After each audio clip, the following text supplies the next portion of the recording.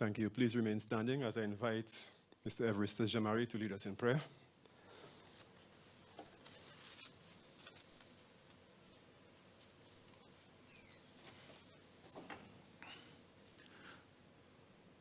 Let us pray.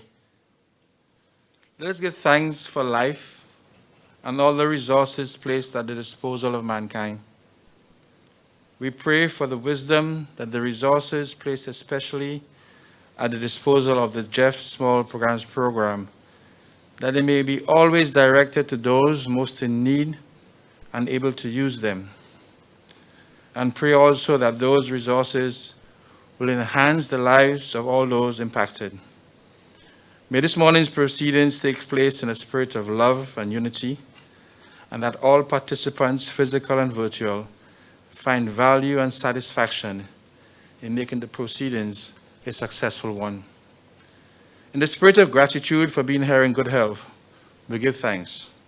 We do so in Christ our Lord. Amen.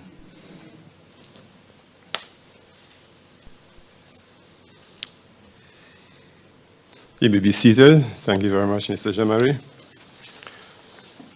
Ladies and gentlemen, good morning. Good morning. Bonjour tout le monde. Merci.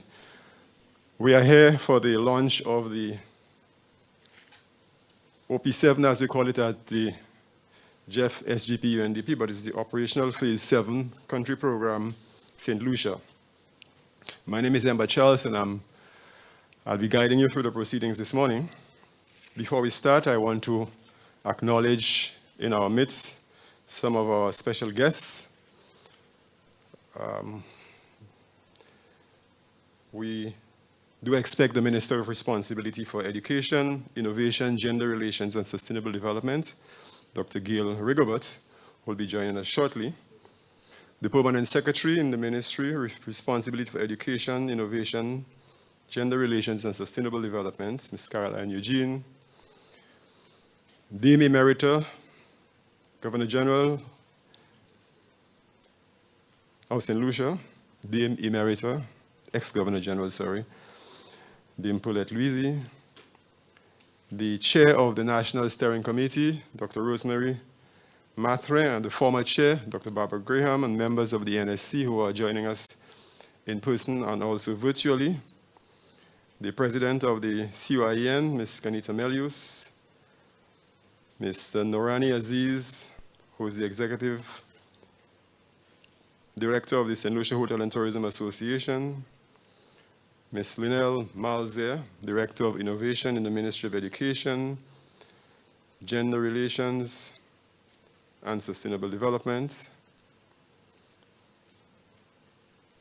All our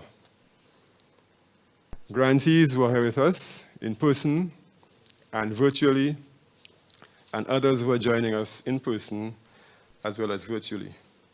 This is really a special occasion for the local program of the GEF. It's at the time when we launch the strategy for the coming year.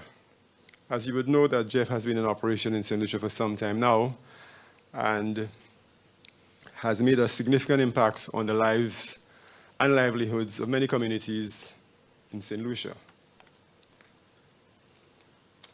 To officially start off our program, let me invite the Chair of the National Steering Committee, Dr.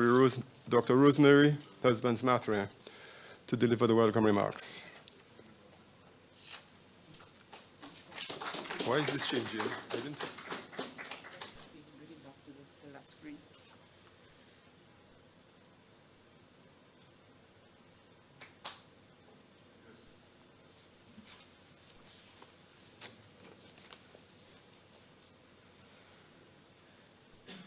Good morning, everyone.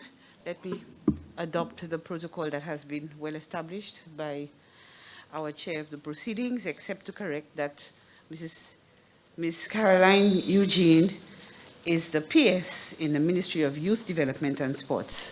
Good morning to everyone. I wish, on behalf of the GEF SGP UNDP and the members of our National Steering Committee, to welcome all of you here, as well as those joining us on television, social media, and YouTube. On the 14th of October, a mere 2.5 weeks ago, the St. Lucia Steering Committee for the GEF SDG UNDP submitted its annual report for 2019 to the government and people of St. Lucia, in which it featured the projects of the year under review. Today, the UNDP GEF SDG launches the 7th operational program of the GEF SDG UNDP with a projected investment of 6.75 million EC dollars over the next 4 years. The availability of this budget is highly dependent on St. Lucia's performance in implementing its country program strategy and in CSOs absorbing, raising co-funding, and using these funds in a timely manner. To date, our rate of absorption has not reached the desired levels, and we look forward to a significant quantum change during OP7. The OP5 and OP6 budgets funded projects in the Soufrière, Canries, Mandeli to Fall River landscapes in the areas of biodiversity conservation, land degradation, climate change mitigation and climate change adaptation, international waters, chemical wastes. In this OP7 program, 4 operational strategies are being pursued. They are 1, capacity building of CSOs, 2, the upscaling of initiatives in apiculture, climate smart agriculture, organic farming and health, and community-based management for conservation and sustainable livelihoods. 3, the full operationalization of research and innovation in projects.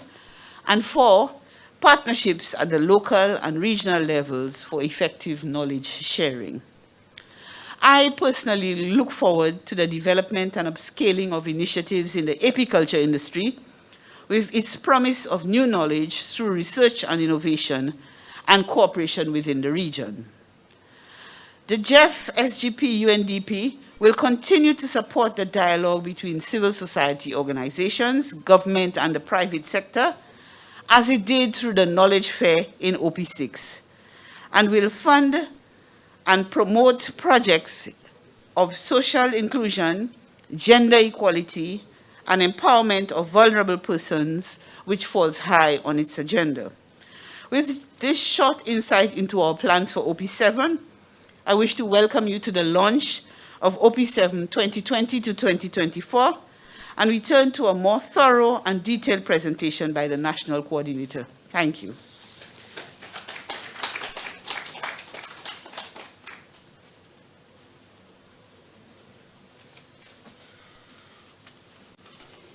Thank you, Madam Chair.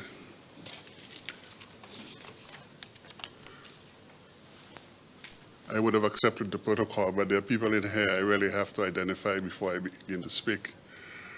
Mr. Aziz, welcome. Executive Vice President of the St. Lucia Hospitality and Tourism Association. Dame Paulette, welcome. Ms. Linnell Malzé, Director of Innovations, a lady I've started to work with very closely because over the next 4 years, we're going to be focusing on research and innovation. I see Caroline Eugene is back. I almost want to call her Mama Jeff, and you'll find out in a while why I call her Mama Jeff, because she and a gentleman by the name of Ventland Paul, together in the formative years of the Just Small Grants program in St. Lucia, carried this program for St. Lucia, and today we'll be recognizing that contribution. Madam Chair, I would wish to recognize you as well. Former Chair Dr. Barbara Graham, who took us through a significant period of expansion and growth of the GEF Small Grants program.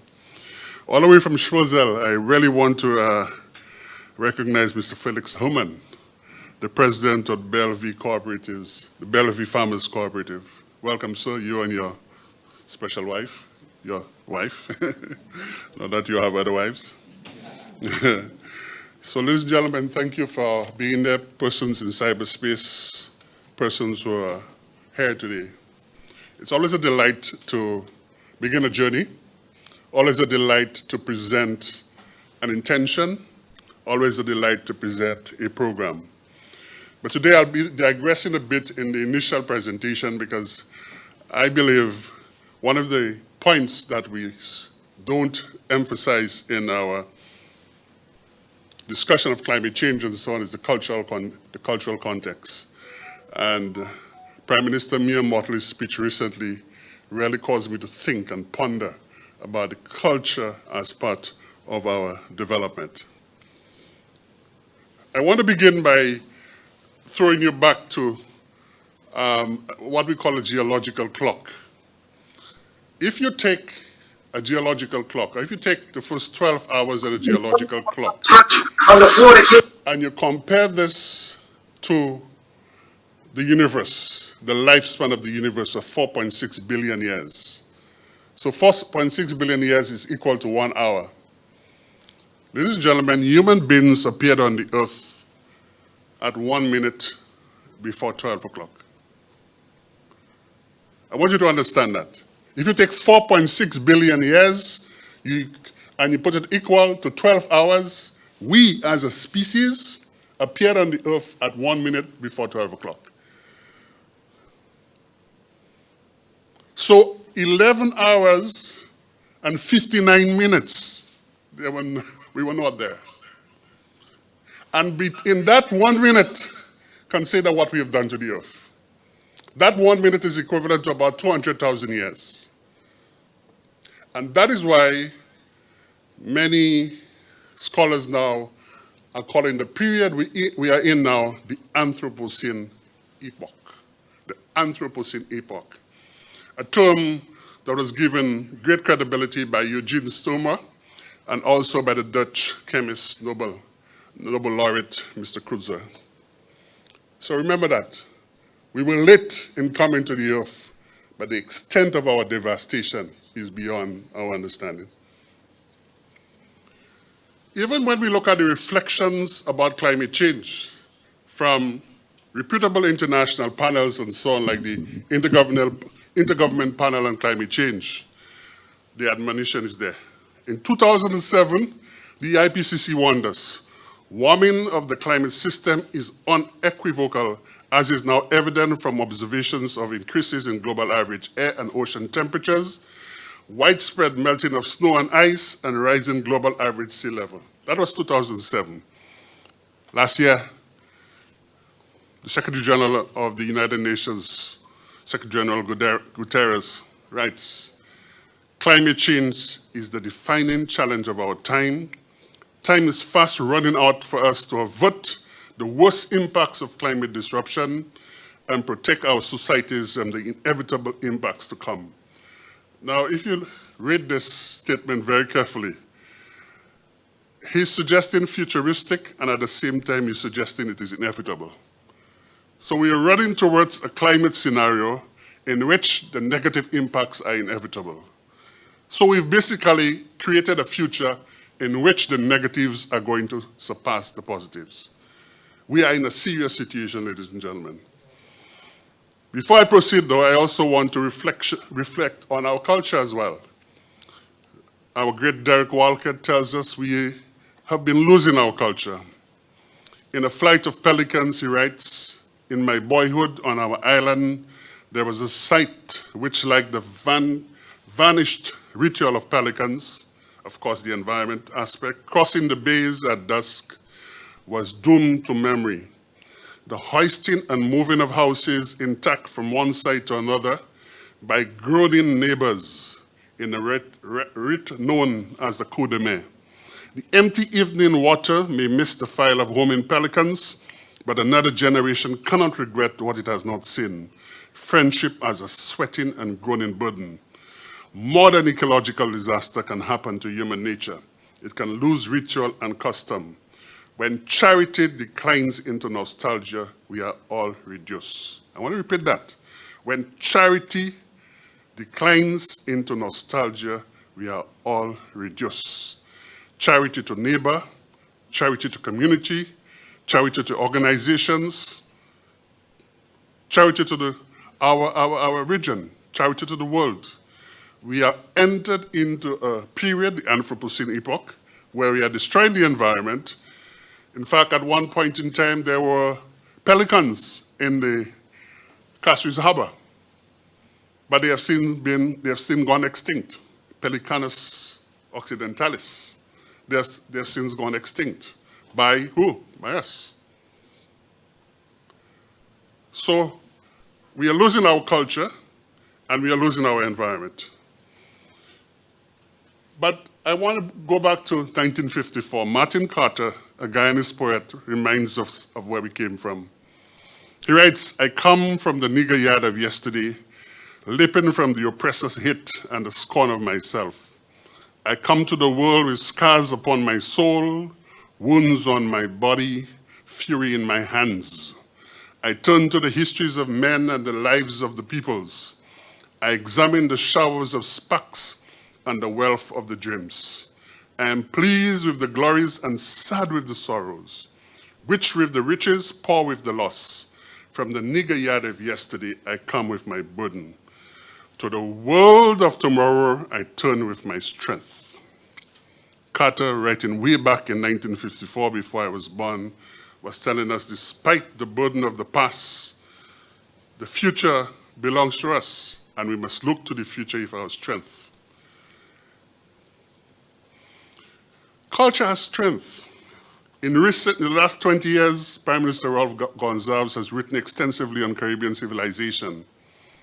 We are worthy of the best, producing the best, and taking care of its people. The Caribbean civilization should be doing all of this. And recently, Prime Minister Mia Mottley talks of cultural confidence, having such pride in our identity and our culture that we assert ourselves, our inventiveness, our artistic ability, our pioneering ability and functions. We are no less than any other country in the world, and we must begin to have that pride in ourselves. But in using our culture as a foundation for sustainable development. But while doing that, we should not turn inwards and forget about outwards. So Arthur Lewis admonishes us. If we are going to close our minds in a box of our pure West Indianness, he writes in the early 1970s, we shall achieve nothing worthwhile. So we have to leave with a firm understanding of who we are, our cultural identity and our cultural confidence must grow, and we have to look out there, understand, adapt, and import the good ideas that can lead us to sustainable development. But there are existential threats that we are going to encounter. There are 4 of them I could put my hands on. The first is climate change. And we all know what it is, what's happening. The Arctic is melting. The permafrost is melting. The animals are being affected. Our food security can be in jeopardy. We have acidification of the oceans. A number of other negatives are happening all around the world. The coronavirus reminds us of pandemics, but there are other diseases like dengue that will affect us. And my friends tell me that this pandemic is not the first and not the last. And let us get prepared for those in the future. The issue of social instability, we see it manifested in crime and so on. And the governance, the people's democracy that we need to be very pervasive if we are to grow as a strong small island developing state. So the challenge, ladies and gentlemen, even before I go into the environmental issues, is to create a democracy where we do no more harm to the environment, where the principle of equity is fully operationalized, where the people and the economy are resilient, and where our differences will not serve to destroy us, but strengthen us. We're talking of this Caribbean civilization. Caribbean civilization in which we are all proud to be Caribbean people, in which we are producing in a sustainable way for now and the future. I thought I would start with these few words on culture, because so often we forget culture is the basis, the foundation on which we live. So often we forget this is where we get the internal force to conquer the challenges of the future. So let's begin. OP7 focus 2020 to 2024. Our mandate as a national organization belonging to an international multilateral facility is to address global environmental problems at the community level through the GEF focal areas.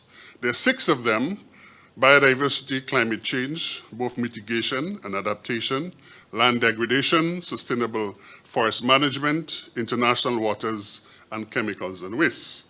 Our funding levels are at 3 levels: 5,000 for planning grants, 50,000 for implementation grants or full grants, and 150,000 for strategic projects that we can upscale.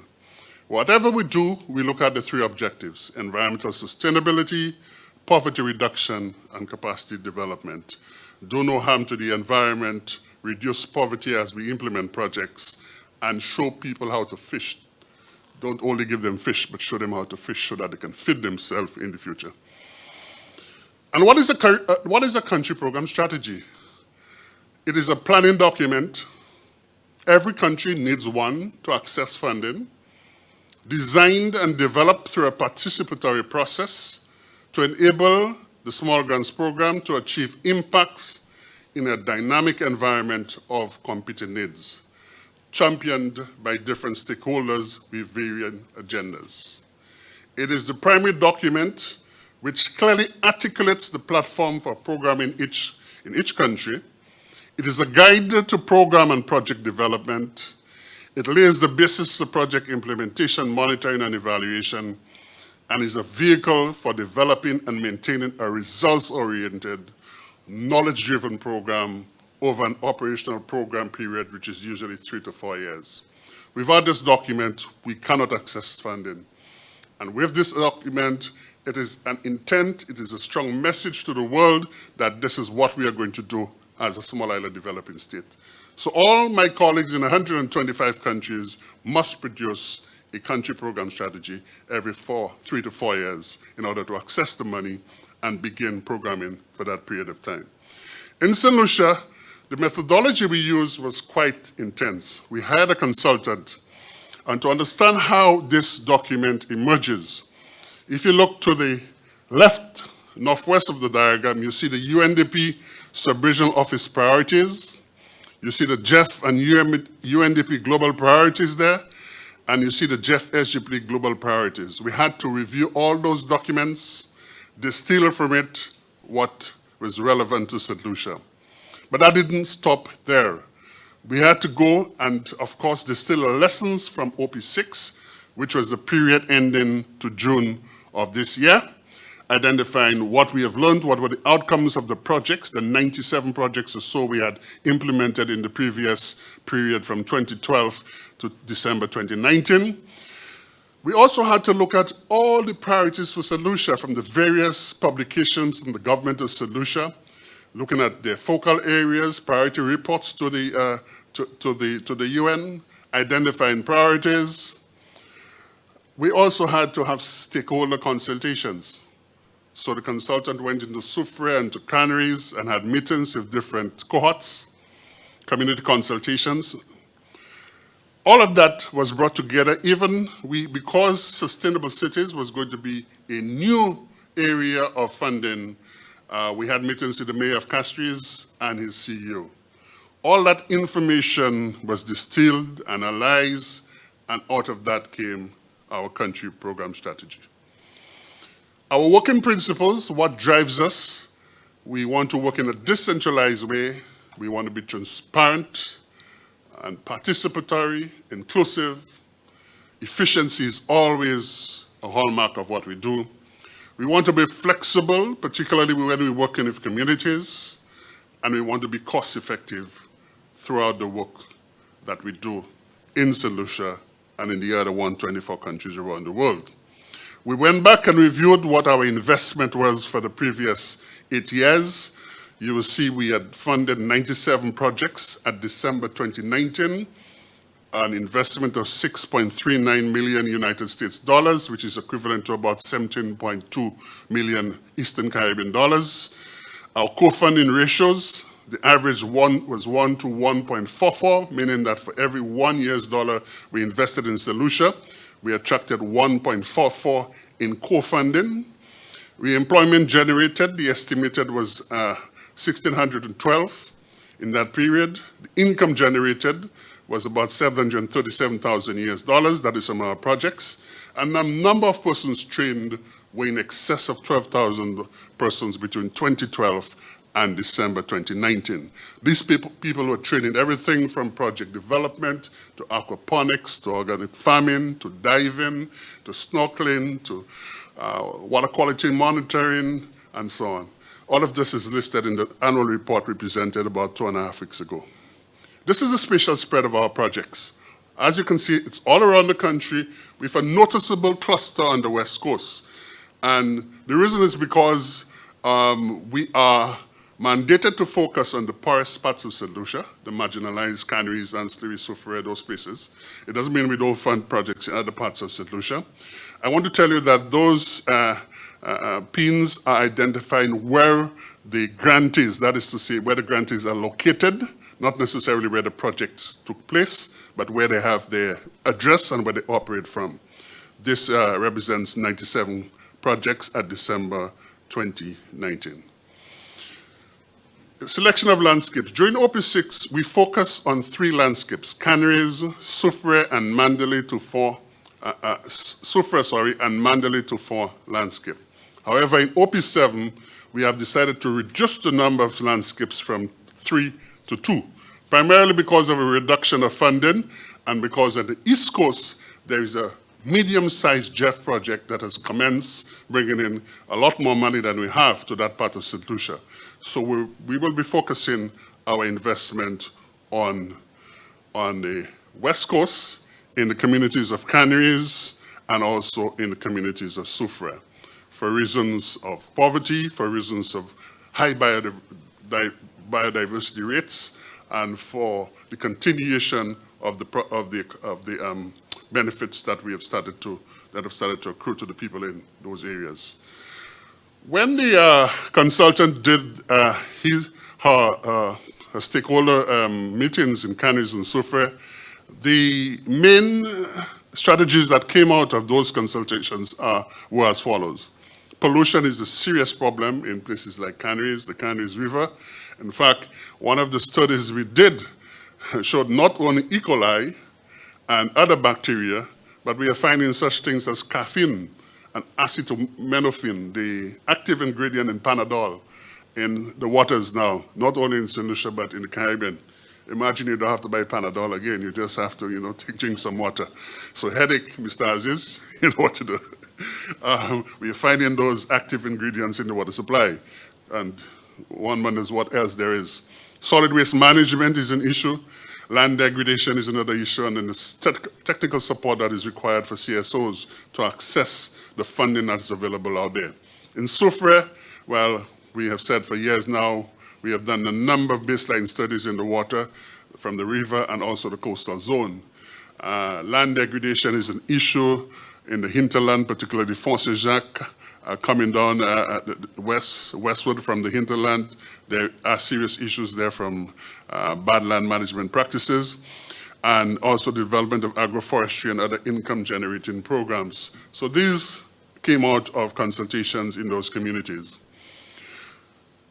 Now, the results framework for GEF 7 is as follows. Whatever we do should be aligned with the Sustainable Development Goals, the 17 Sustainable Development Goals. And out of the country program document for the UN, we have pulled out 2 of the objectives, that is sustainable ecosystem and natural resources, climate change, clean energy, and disaster risk management as the 2 areas we're going to focus on. And our OP7 SGP programmatic goal is to promote and support innovative, inclusive, and impactful initiatives and foster multi-stakeholder partnerships at the local level to tackle global environmental issues in priority landscapes and seascapes. We want innovative, inclusive, and impactful initiatives. We want initiatives that will show difference, that would make a difference in the environment. No longer can we just implement projects for project's sake.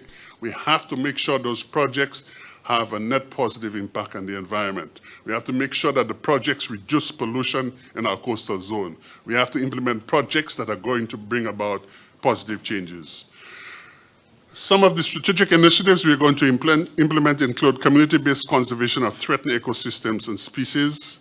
And towards the right, have the diagram. We will improve community-led biodiversity-friendly practices in agriculture, fisheries, forestry, tourism, and even infrastructure when it is possible. So conservation of those ecosystems, the basis of our survival, our life, the beauty of St. Lucia, we have to look into this and to see how we can protect it. Agriculture and fisheries and food security is also part of the focus for OP7. We want to increase efficiency and effectiveness of overall food production and value chain. In other words, we want to see how we can help our people in St. Lucia to reduce the average cost of production, particularly in agro-processing. Perhaps we can solarize factories and therefore reduce the average cost of production and therefore make those agro-processing facilities more competitive in St. Lucia and in the region. We are going to look for those kinds of opportunities where our funds can make major impacts, and you will hear about one of those projects a little later on. Low carbon energy access co-benefits. Here again, we're using climate change mitigation measures in both solar and, if possible, wind. We have not had a wind experiment in St. Lucia under the SGP since we came back to St. Lucia. So we're hoping that this could be a possible area for investment. Local to global correlations to chemicals and waste management.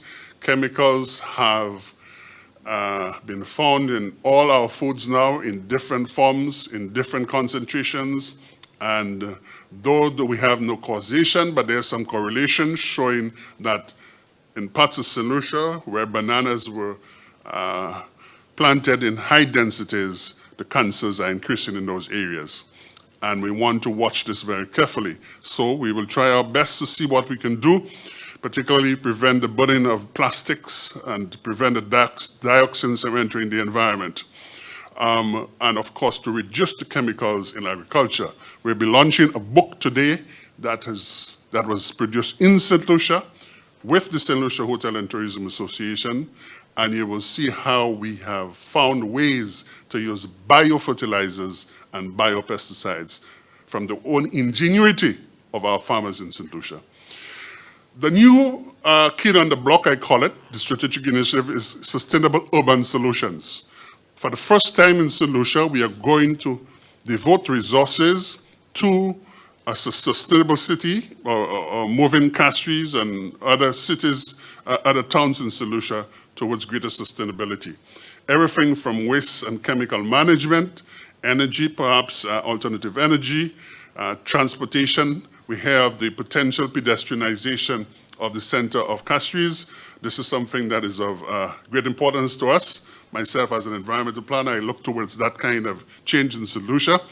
And we have other projects in the world, particularly in Eastern Europe, where you have solarized cars in pedestrianized parts of central business districts. So we can adopt and learn from those other parts of the world.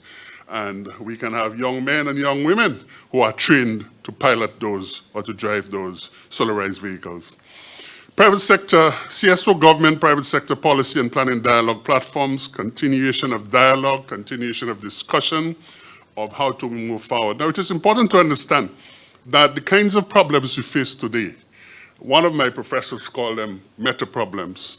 You see, meta problems are problems that have an infinite number of variables, most of which are not calculable. In other words, when 10 years ago, 30 years ago, we used the word solution, to us, 1 + 1 is 2, 2 + 2 is 4. Now, the complexity of problems means that you have to continue to monitor them.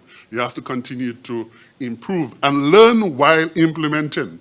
It's almost an action learning process because the variables that come at you, sometimes the very act of interfering, I say that, and implementing solutions cause the variables to change.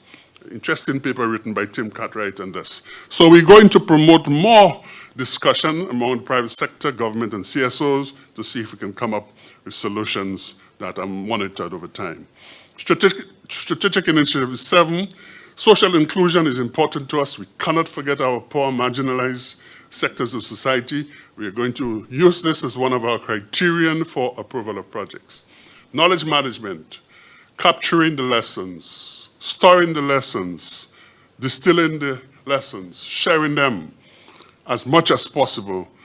We have a storehouse of knowledge from 90, in fact, we are now at 104 projects since we are now into OP7. The storehouse of information and knowledge. How do we bring it to the attention of our people to contribute to decision-making and solving problems? Very important. South-South exchanges are going to be important to us. We are now, I will talk a little bit about the project in a while. That includes Samoa, all across the Pacific, and the 6 of the Caribbean islands. Monitoring evaluation, I can tell you now the GEF is very, very strict on that. We need to put our monitoring and evaluation matrices in place, and we need to quantify and, even in qualitative context, document what happens and share it over time. What we call the fundamental priorities of sustainability in the context of the SGP are those 3 areas: research and innovation. Ladies and gentlemen, on the 23rd of this month, we will have the People's Parliament in downtown Castries in the parliamentary chamber. We are for the first time bringing together 6 St. Lucian overseas luminaries and about 20 local luminaries. And I speak of people of outstanding credentials. Dr. Dorff from the University of Bristol has just discovered the way to say precisely in 15 minutes what specific bacteria has invaded your bloodstream. So no longer will you be able to go to a doctor and say, okay, try this. Come back in 3 days if it doesn't work. With Dr. Dorff's invention, in 15 minutes, the doctor will know specifically what species of bacteria has invaded your system and therefore have a targeted antibiotics to cure it. Homegrown son, Babono, Cape State, St. Mary's College, University of Bristol. We're going to have Professor Cato Lawrenson, University of Connecticut. Professor Lawrenson has been in the top 100 doctors in the United States of America for the last 15 years. Orthopedic surgeon, MD, stem cell research. He's doing work that is considered the pioneer in. We will get to hear from Professor Lawrenson. Dr. Duran from Vieux-Fort.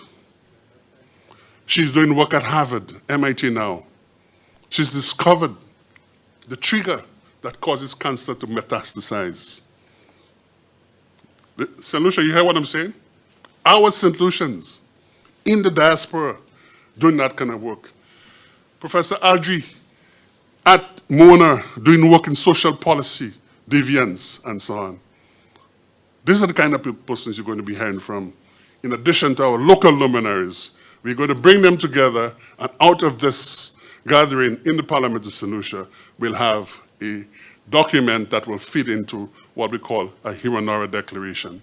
And out of that process, we are hoping to fund 1 or 2 projects in St. Lucia, perhaps for a competitive process to address some aspect or some challenge that we have in sustainable development in St. Lucia. The other one, consolidation of the CSO architecture. We have a serious challenge in St. Lucia. We have invested in the establishment of the Vaughan A. Lewis Institute for Research and Innovation. We have invested in the establishment of the Coalition of Civil Society Organizations of St. Lucia. However, one of this, the second, the application for its full incorporation as a non-for-profit organization under Companies Act is held up in one of the offices of the government of St. Lucia. We want this to accelerate because we are missing opportunities to access funding for civil society organizations in St. Lucia. And I hope the powers that be will act and get this application approved as soon as possible. Upscaling, ladies and gentlemen. Upscaling is the basis of transformation. If we cannot upscale, our projects remain minute projects at the community level. we need to begin to upscale over time. And what are the areas of upscaling? We have 4 areas. Apiculture. Apiculture will no longer in this country be only honey production.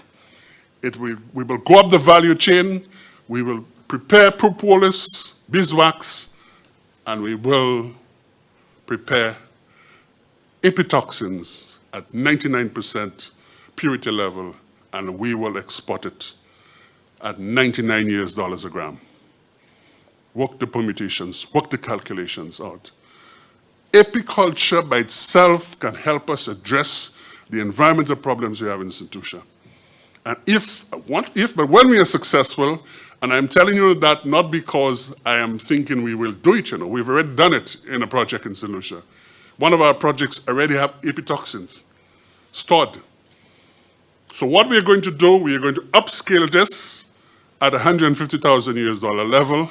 In fact, the project we are thinking of is going to cost somewhere around $600,000 and it will involve Trinidad, St. Vincent, Grenada, St. Lucia, St. Kitts, and across the oceans to Samoa. Transoceanic apiculture project and biodiversity. We are also going to create a research and learning laboratory in St. Lucia where people can come and learn about apiculture, the science of apiculture. We want this to happen within the next 2 years, and we are going to push this as much as possible. And we're going to launch this project hopefully in the next 3 weeks or so. The other project is Climate Smart Agriculture, Organic Farming and Health. We are hoping some of our projects would reach that level.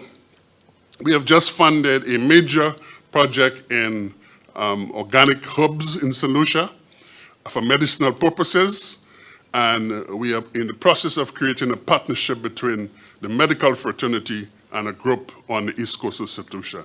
That should bear significant benefits, just like the women of Mauritius, where they have created a network for medicinal herbs and are now export to the European Union after vacuum packing those herbs in appropriate containers.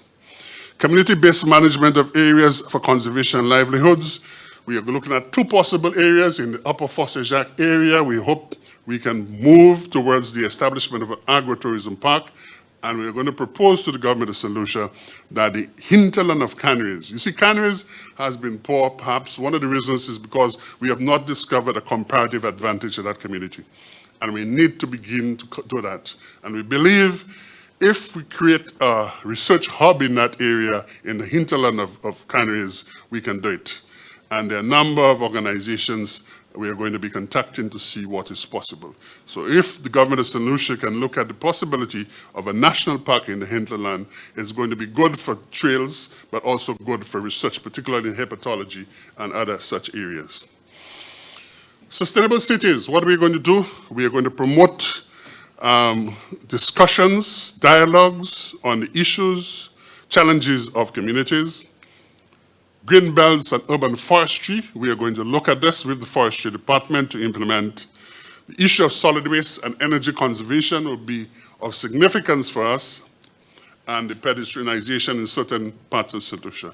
We would like to see little young groups of men and women, or men alone or women alone, who can develop an interest in any one of those areas and work with us.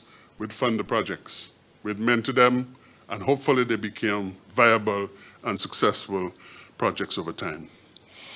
Other components of the country program strategy will include a communications plan.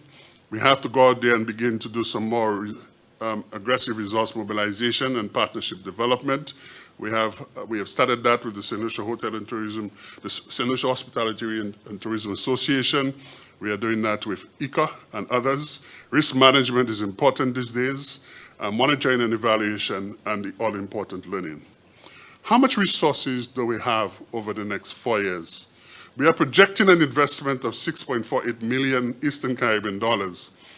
We are getting $200,000 from the government's allocation of its star resources to St. Lucia, and from our central office in New York, we will get a minimum of $250,000 every year for the next 4 years. That's the minimum. For this to happen, as our dear chair says, we need NGOs that are vibrant, that would rise and come to us for the funding, that would implement the projects on time, that would document the results so that they can have a rapid turnaround. Right now, because of the issues in the environment, the climate change and so on, there's a desperation entering the narrative now. Because we see it, we see the permafrost in the northern climes melting away. Antarctica is melting. We see the acidification of the oceans, and so on. We need NGOs that can think creatively, do the research, innovate. And they do not do it alone, they will do it with our assistance. We are within a global family of 124 countries. And I want to submit to you that if there's a problem in project implementation, there must be somebody in 124 countries who can help us in that respect. So when you come to us and we approve, our National Steering Committee approves our project, we are telling you, welcome to a global family. And if you have any issues, we can assist you in addressing those issues. This is what we offer: technical support, financial support, and mentoring. In our conclusion, ladies and gentlemen, we need to work together to find ways to increase the absorptive capacity of project funds in St. Lucia. There is funding out there. By building the institutional landscape for CSOs and integrating research and innovation into the way of thinking and implementing projects. Then we must transition to substantially funding our future. I believe that if we can get projects that are viable and we fund them, I believe we can raise ourselves on this cultural confidence that me and Motley spoke about, in such a way that this small country can become a champion country, not only in the Eastern Caribbean, but in the world. I thank you.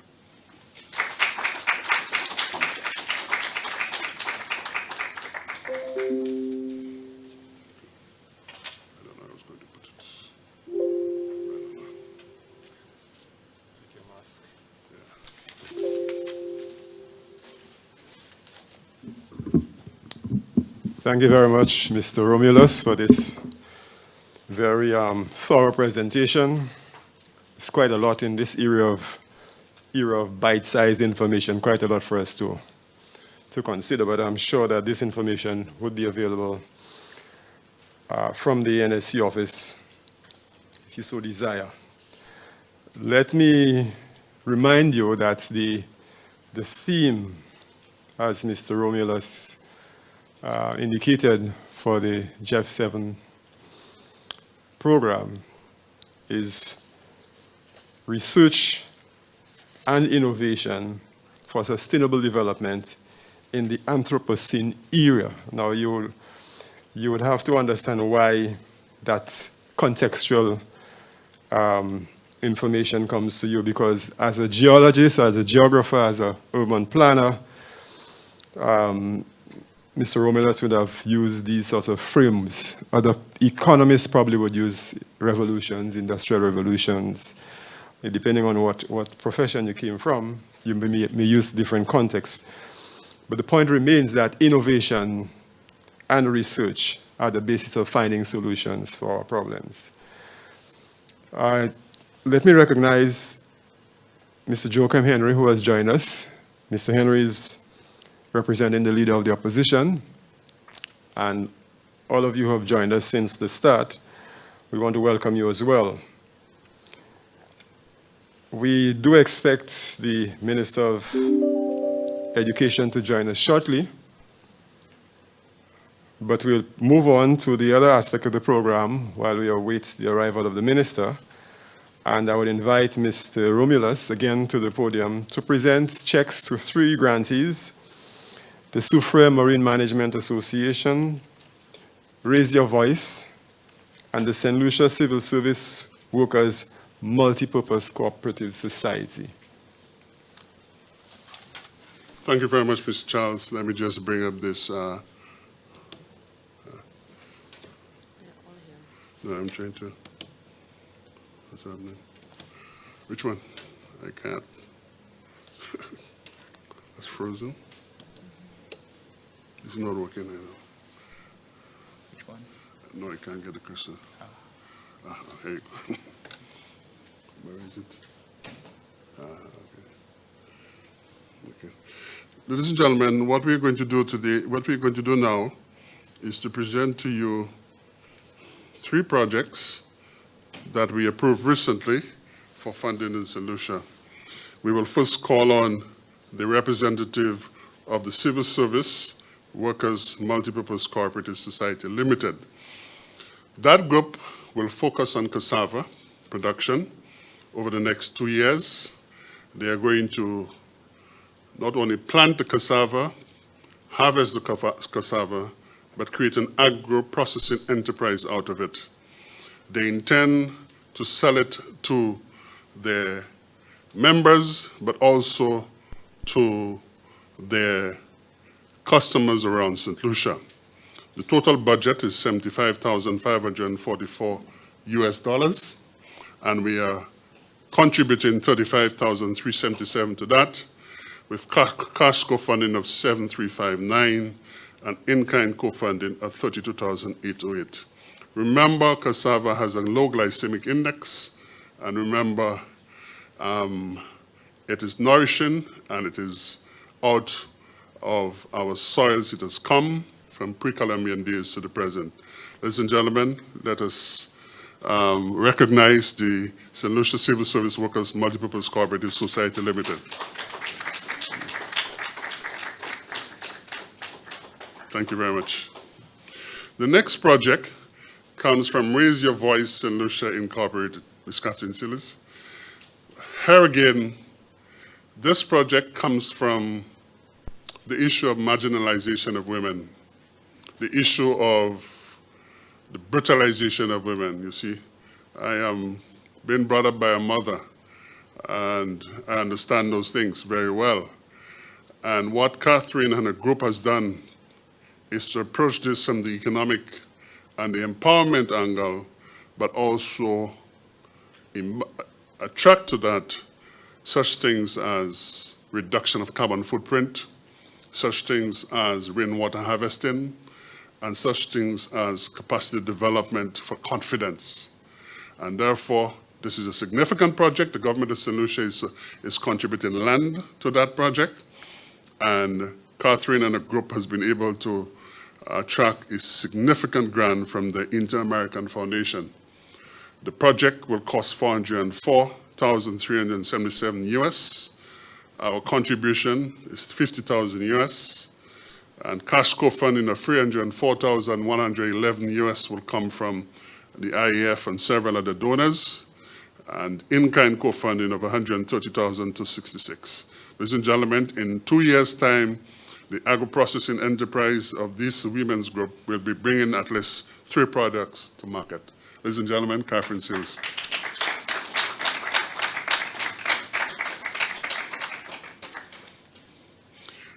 And the last but by no means least is the Surfair Marine Management Association.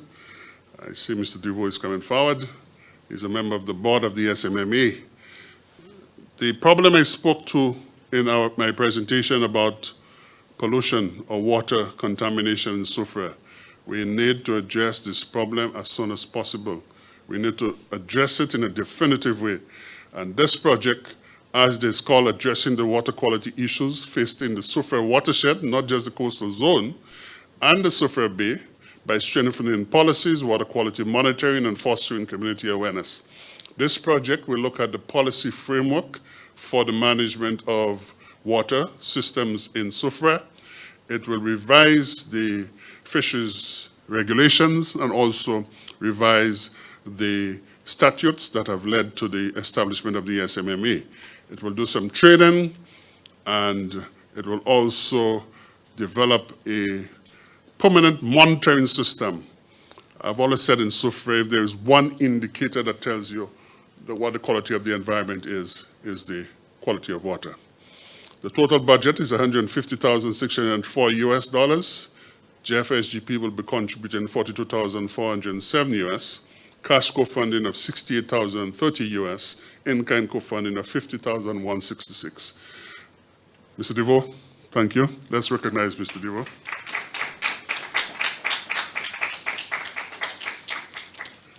Here ends the presentation.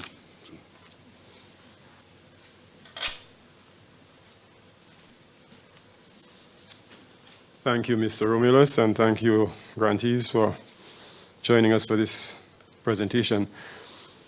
We have one addition to the program, which is the presentation of the Castries Declaration.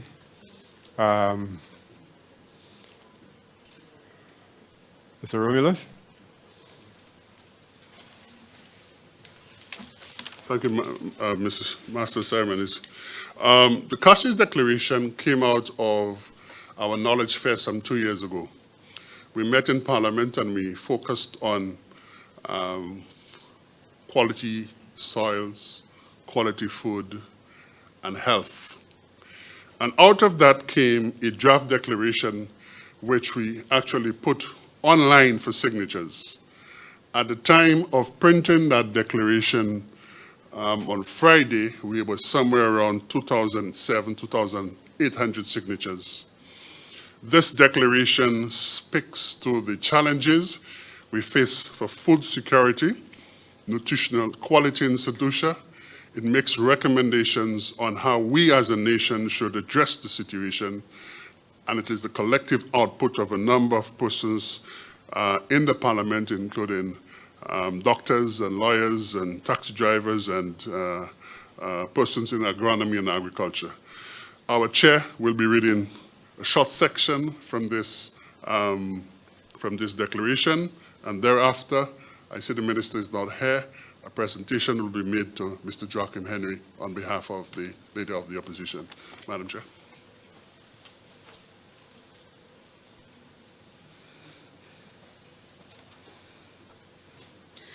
Our declaration read as follows.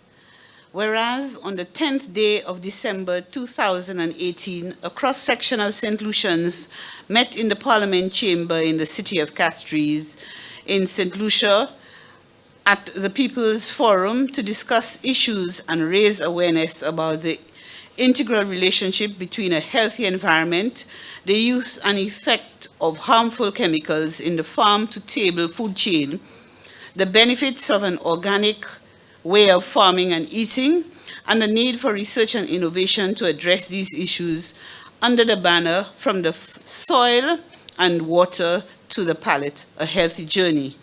And whereas this theme signals a national concern for the state of our environment and the health of the people of St. Lucia, and in particular for the growing incidences of non-communicable diseases, including cancers,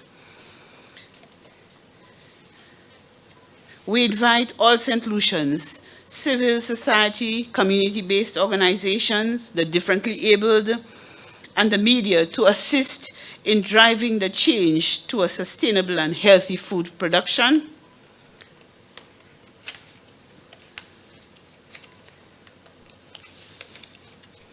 We commit to working together to improve the quality of the environment, paying attention to conservation, recycling, and sustainable practices, and to include some physical activity in our daily lives to combat NCDs and to ensure the security of our health.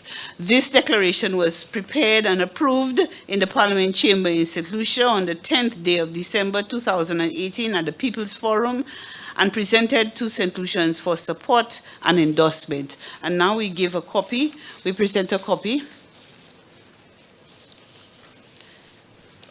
to the leader of the representative of the Leader of the Opposition.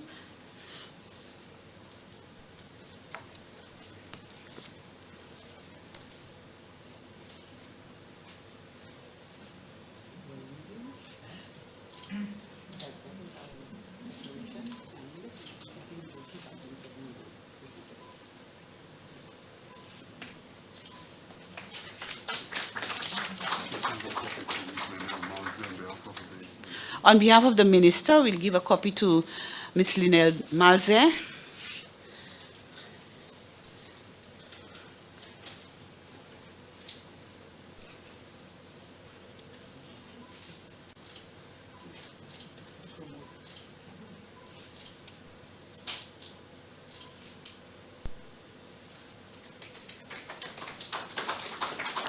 Thank you.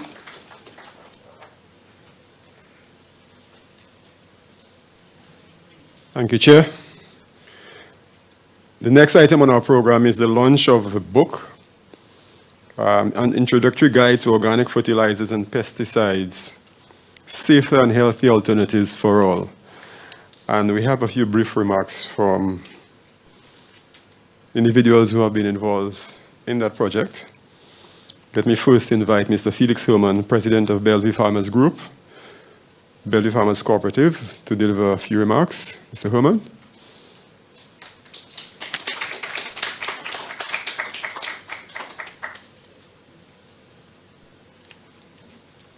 Thank you so much, Mr. Master of Ceremonies.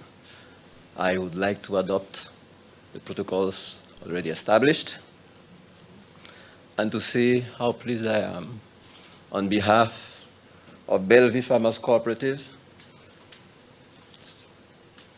to stand here this morning to what I consider to be history in the making. Why history? Because through the GEF SDG UNDP project, we are now today presenting you for the first time a book on removing toxic chemicals from the environment.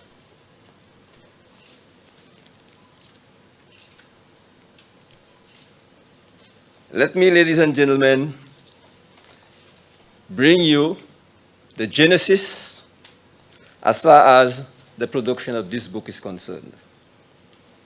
I remember many years ago, as a boy, going to my parents' farm and literally pulling out caterpillar from cabbages. Later, we saw the introduction of various chemicals. But at that time, ladies and gentlemen, it was not store-bought chemicals, but chemicals made by our own households, using local knowledge. So I was so pleased when Mr. Romulus in his presentations spoke about New Motley, talking about the culture. And later down the road, I happened to have found myself being acquainted with a gentleman by the name of Coco Charles, Gabriel Charles. And I remember Mr. Charles saying to me, Mr. Herman, no, he didn't say Mr. Herman because my father was a forester, Lawrence Antoine. He used to call me Little Lawrence. He used to say to me, Mr. Little Lawrence, the day would come when farming would become so difficult. The day would come when food, which is supposed to sustain life, would become a threat to life itself.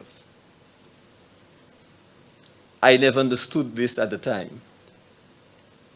But later down the road, as I got myself involved in working as an agricultural teacher, I then understood what he was talking about.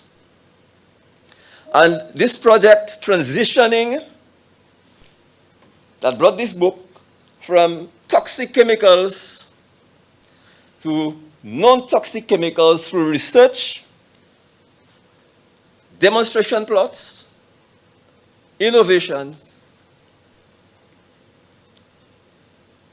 is the result of that type of a bringing that I had, because at that time, serving at Bellevue Farmers Cooperative, I became convinced in my mind that if we were going to have a healthy country, the only way out was to produce healthy food. And the only way you can produce healthy food is if you grow the food with things that are healthy, including the protection of the food by chemicals. With this idea in mind, I met with my good friend, Mr. Romulus. I hope one of these days we can give him an OB. think he's deserving of it. And we started talking about what it is we can do together. And this idea came up. You know where it came from? Because I went to a school one day, because at that time I was working with the Ministry of Education for a school feeding program responsible for setting up greenhouses in the school and training up teachers.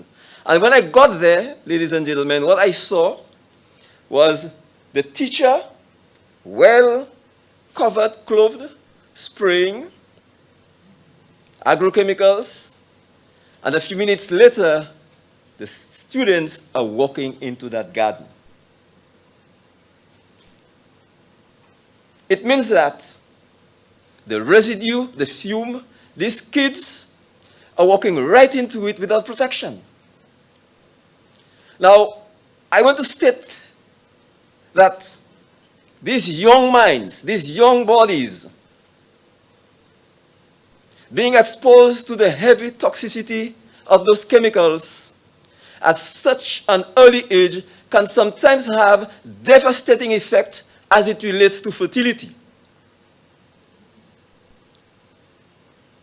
And even when it may not affect fertility in terms of production, then the health of the infant that is being born is definitely affected because of exposure to chemicals at very early ages. We were also convinced, having gone through the research, to see that many countries had suffered from many health issues, especially those countries that were heavily dependent on bananas. The rise of cancers, and working with the Ministry of Health, we were also able to discover an increase in intestinal and stomach cancers in this country. And we can only link that it might and possibly be the food that we eat. So this project, Transitioning, was of 3 parts.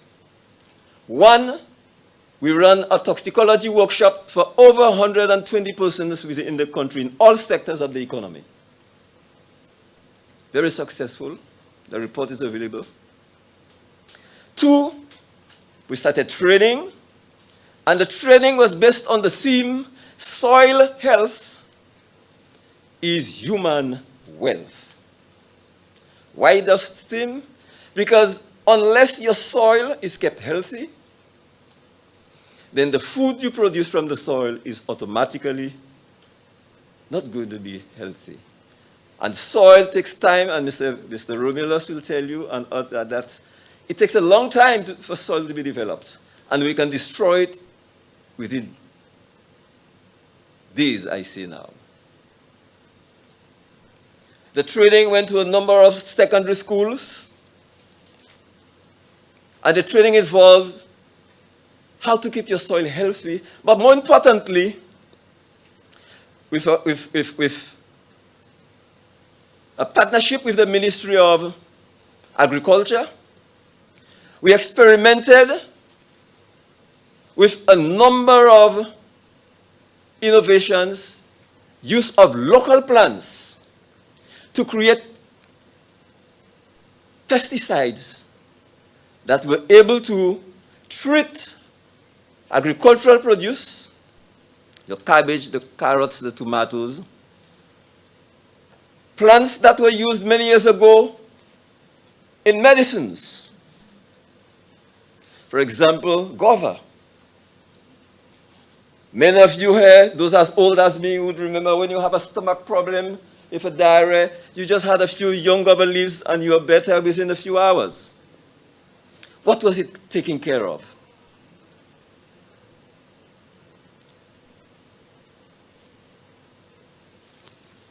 These experiments, ladies and gentlemen, were so successful during our research that even if initially the book was not in mind, but we felt that the effort that Jeff had put into that project and the manner in which it had gone through and where it had reached, it was important to leave a footprint. And this footprint is to tell us as St. Lucians that we cannot as a nation develop by staying conformed. If we are to develop and if we are going to make progress, we have to have a transformative mindset and thinking. And this booklet is a result of a transformative mindset and thinking to put something in the hands of our farmers and the community at large, a document that will change the lives and health of our people for generations to come.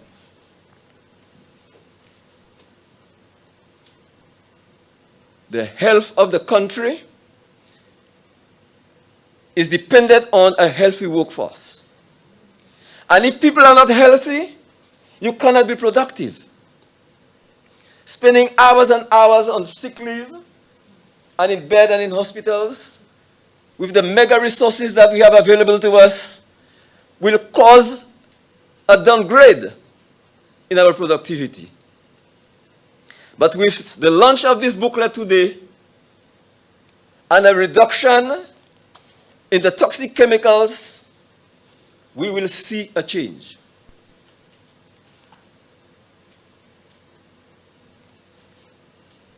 Later on in my life, ladies and gentlemen, having been influenced by Mr. Gabriel Charles, I had another mentor that is very much part of this book today in the person of Dr. Barbara Graham. In her days at ICA and my interaction with her, thank you, caused me to be even more convinced of the way to go. I am hoping that with this, it will not remain in boxes. But we have a plan. And I'm so glad Mr. Henry is here, because we will be making presentations to all 17 members of parliament. Why? It is because we are hoping that they will adopt this book as a document for the schools and farming community in this country. It's a well-presented document, and I want to thank Mr. Doxury for producing it. Great work, Mr. Doxury.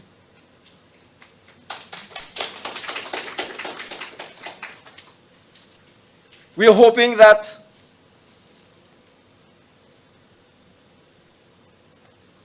every school child, especially at the level of the secondary school, will carry one of these as part of his books.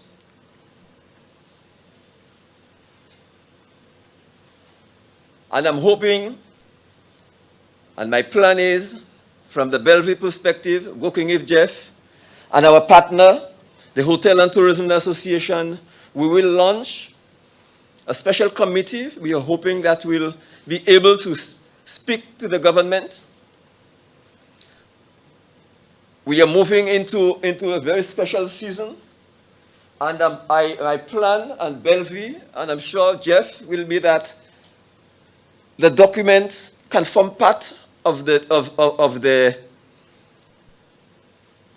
forward movement in terms of how they plan to promote agriculture in this country.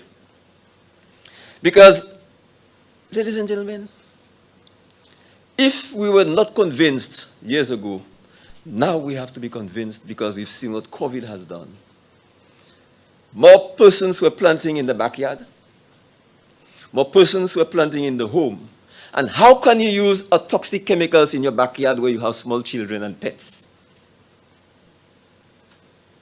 You're putting yourself at risk. You're putting your family at risk. This document will enable us as families to produce the chemicals that we need to treat the things that we are planting. And moreover, a brand new industry can be created from it because all the materials that are required have to be grown. Earlier, Mr. Romulus alluded to a group that will be doing medicinal herbs.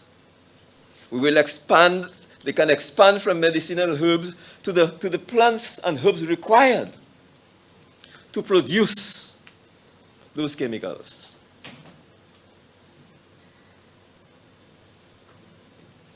One of the initiatives I have in mind is to speak while we will make the presentation to the 17 parliamentarians, to ask each one of them to make a commitment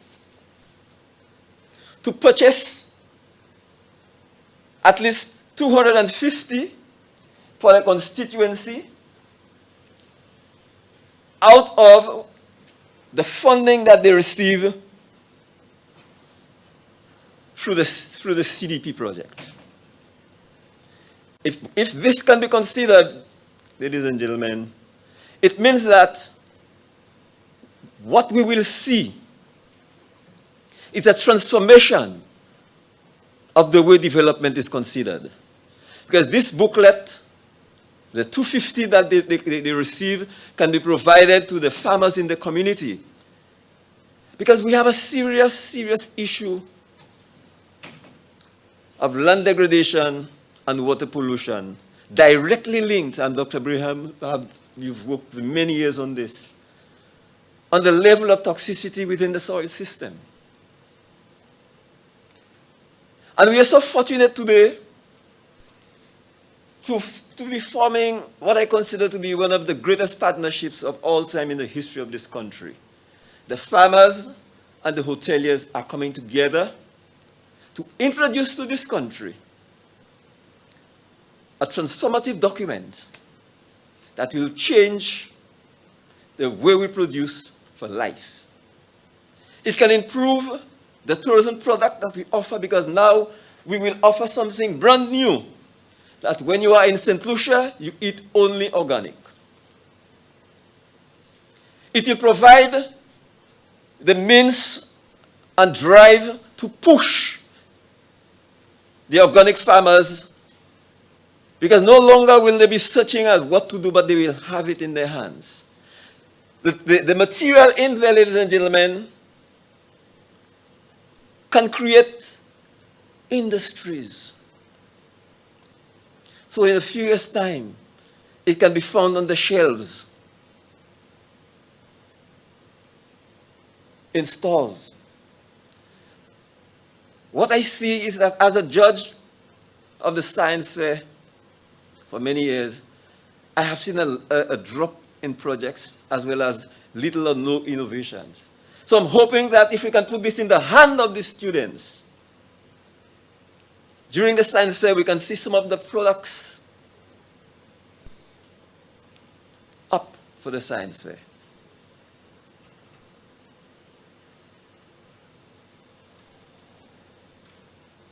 One might say that's being ambitious. But you know, unless we go out of the box, unless we think out of the box, we have no one to think for us, ladies and gentlemen. We have to think for ourselves.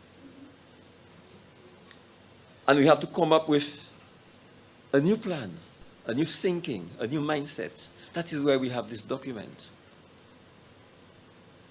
And I'm so pleased, Mr. Romulus, that we had not launched it earlier, and that today we have the opportunity to launch it on a bigger platform, both virtual and physical. I have no doubt in my mind, and Mr. Henry, you will remember, in your days as SSDF, we had begun some formative work on this. Mr. Romulus, through that project's transitioning, one of the areas that we touched on was the use of grey water. The GEF project transitioning from toxic to non-toxic, we actually did a number of experiments on grey water, the use of grey water. And what did we find is it is very possible, and we actually performed experiments and we tested and we used to grow plants, and that was very successful. Mr. Charles had said to me, "Little Lawrence, production will change one of these days," and now I see it. Because we have, no longer can we rely on the rains for production. When it's not there, it's not there. But when it's there, it is too heavy. And because it is too heavy, it destroys what we have. So we have moved into the greenhouses. But ladies and gentlemen, when you spray a toxic chemical in a greenhouse, how is it possible for the chemical to be washed out? It doesn't. It stays in there. I'm not trying to scare you. The point that I'm making is, because of the means to produce in a sheltered environment, we now have to transform to using material that is not toxic. We are now seeing dozens of pumps on our rivers, and I know that concerns you, Mr. Romulus, especially in the dry season. All the more because no longer do they use the sprinkler overhead. That is why this document is so important, because in the dry season, when you do not have the rains to lessen the lifespan of the chemical on the plants, you can have something that is less toxic and less deadly to our very life and existence. So in conclusion, today, 9th November 2020, on behalf of GEF SPG, Ministry of Agriculture and Bellevue, we declare this document an official document of this country to be used for the production of non-toxic chemicals in our food system. I thank you.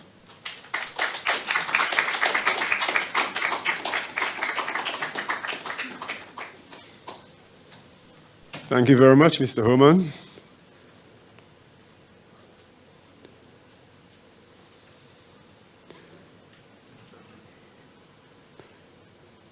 Good morning, Dr. Rigobert. Just let me welcome the Minister of Education who's just joined us.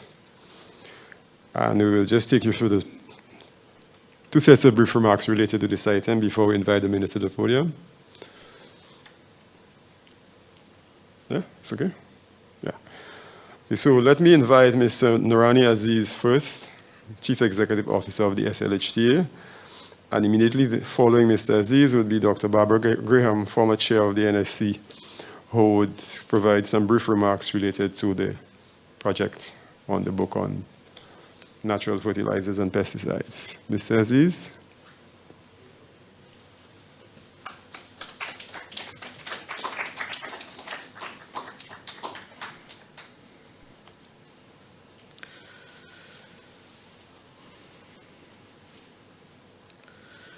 Good morning, everyone.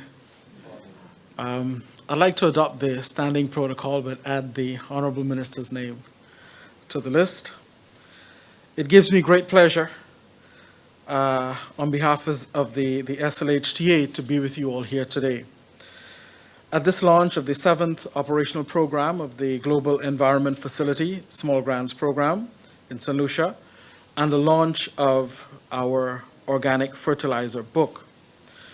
I bring with me warm greetings from our esteemed Board of Directors of the SLHTA. In particular, our President, Mrs. Carolyn Trubetskoy, whose unwavering support for the collaboration which the GEF and the SLHDA have embarked upon some years ago, and which continues to move from strength to strength. Since signing our letter of collaboration between the SLHTA and GEF some time ago, we were very delighted to have been invited to participate in the publication of the Introductory Guide to Organic Fertilizers and Pesticides. I wish to highly commend the Bellevue Farmers Cooperative and the supporting schools and farmers for their exemplary efforts at research and compilation of the information presented in the booklet. Our nation owes you a debt of gratitude for your vigilance and your employment of these organic crop production practices, which will augur well for the health of our nation.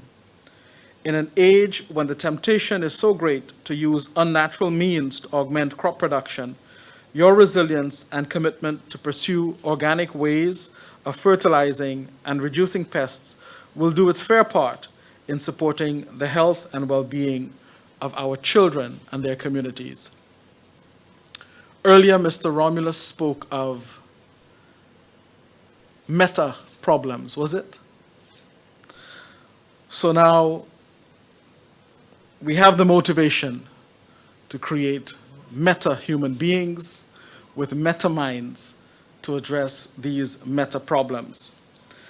And notwithstanding their size and complexity, I often marvel at the ability to apply simple solutions to start paving the way to addressing these issues brought about by these complex global challenges. The well-being of these communities are not only physical, mental, and emotional, but it's very important that we focus on their economic resilience. For production is only the beginning. Consumption is also very critical. To my mind, this is where the private sector can provide the greatest support.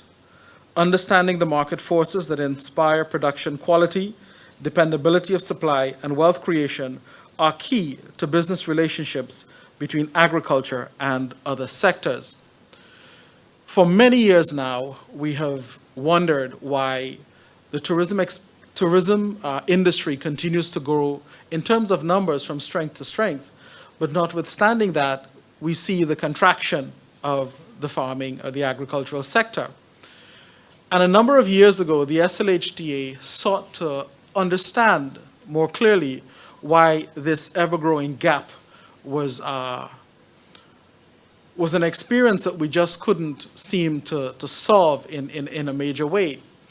And after speaking with about 100 farmers and a number of operators within the industry, we too made a very small, simple-minded attempt to try to address the issue, which to our mind was the absence of information and the absence of data that to inform what each side was doing. From our perch, it seemed that the industry did not have a good sense of what was being produced. And from the farming perspective, from the farmer's perspective, they had no idea what the demand was like. And through a very simple WhatsApp-based platform, we simply sought to tell the farmers what was in demand. And when these crops reached the market and they were ready for harvesting, we informed the hoteliers of what was available. And we encouraged and facilitated exchange and trade off of the platform. And a little simple project that was just designed to perhaps engage 100 farmers and 10 companies over the span of a year saw the participation of over 425 farmers and over 21 different hotel operators. And we saw the movement of over $1 million worth of agricultural produce from farmers to hotels in the space of 12 months. This was a paradigm-shifting experience for us within the industry. And we realized that if we're to succeed and move forward and make a meaningful difference then information sharing is a very critical part of that equation. We must communicate. It is our wish as the hospitality sector that the government's initiative to push ahead with the 7 crop production plan will be a successful one, as it is a step in our minds in the right direction to help reduce our food import bill, which is growing by the minute, and to test our capacity for real mass production. Non-traditional crop production is also a trending discussion, and a number of our local manufacturers are leading the way in agro-processing. I was really encouraged to hear your thoughts, Mr. Romulus, on how we can reduce their cost of operations, which within our environment is a real factor that challenges our ability to upscale and to meet the demand on a timely basis.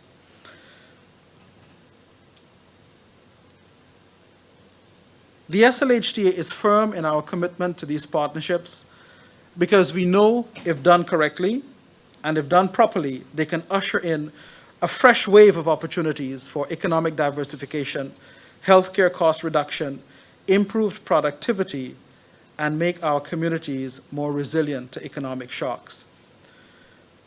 It's easy to jump online and do a search and to see what best practices are employed across the globe.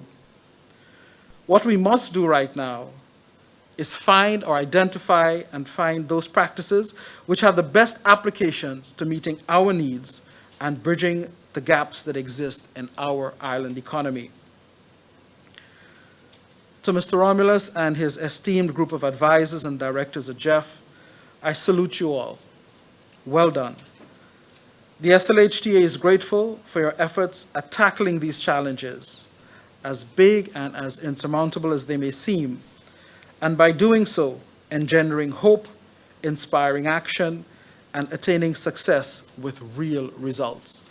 We stand as your partners in arms, as you function, to my mind, as what is the tip of the spear in mobilizing our communities and pulling together very scarce resources to make these shifts that we're trying to create. We are pleased to have supported the GEF's Knowledge Fair in 2018. In supporting the Castries Declaration,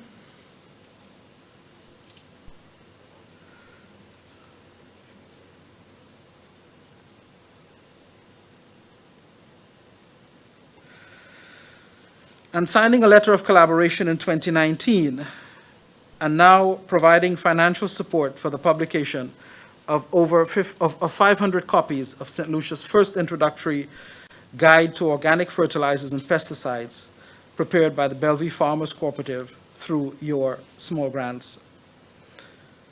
It is clear that partnership works and that many hands make light work. Let us now commit to getting all this knowledge and these practices into the hands of every St. Lucian, empowering them with knowledge to make informed choices. Let us, as servants of these great public and private sector institutions, continue to fan the flames of passion, to harness every resource available, which will give our people the advantage so desperately needed in this new world that we have been tossed into this year. Thank you all once again for the privilege and the honor to support your great work. Thank you.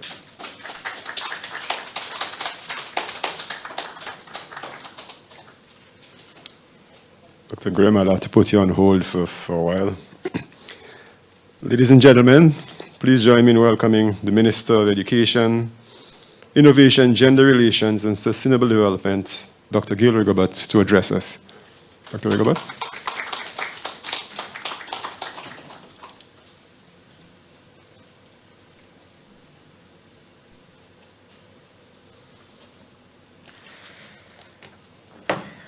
Thank you, Mr. Chair. Wow, I'm in such esteemed company. Former Governor General of St. Lucia, Dame Paulette Louise, Chair of the National Steering Committee, GEF SDG UNDP, Dr. Rosemary Husbands, my dear friend Giles Romulus, and other distinguished friends and invited guests, good morning.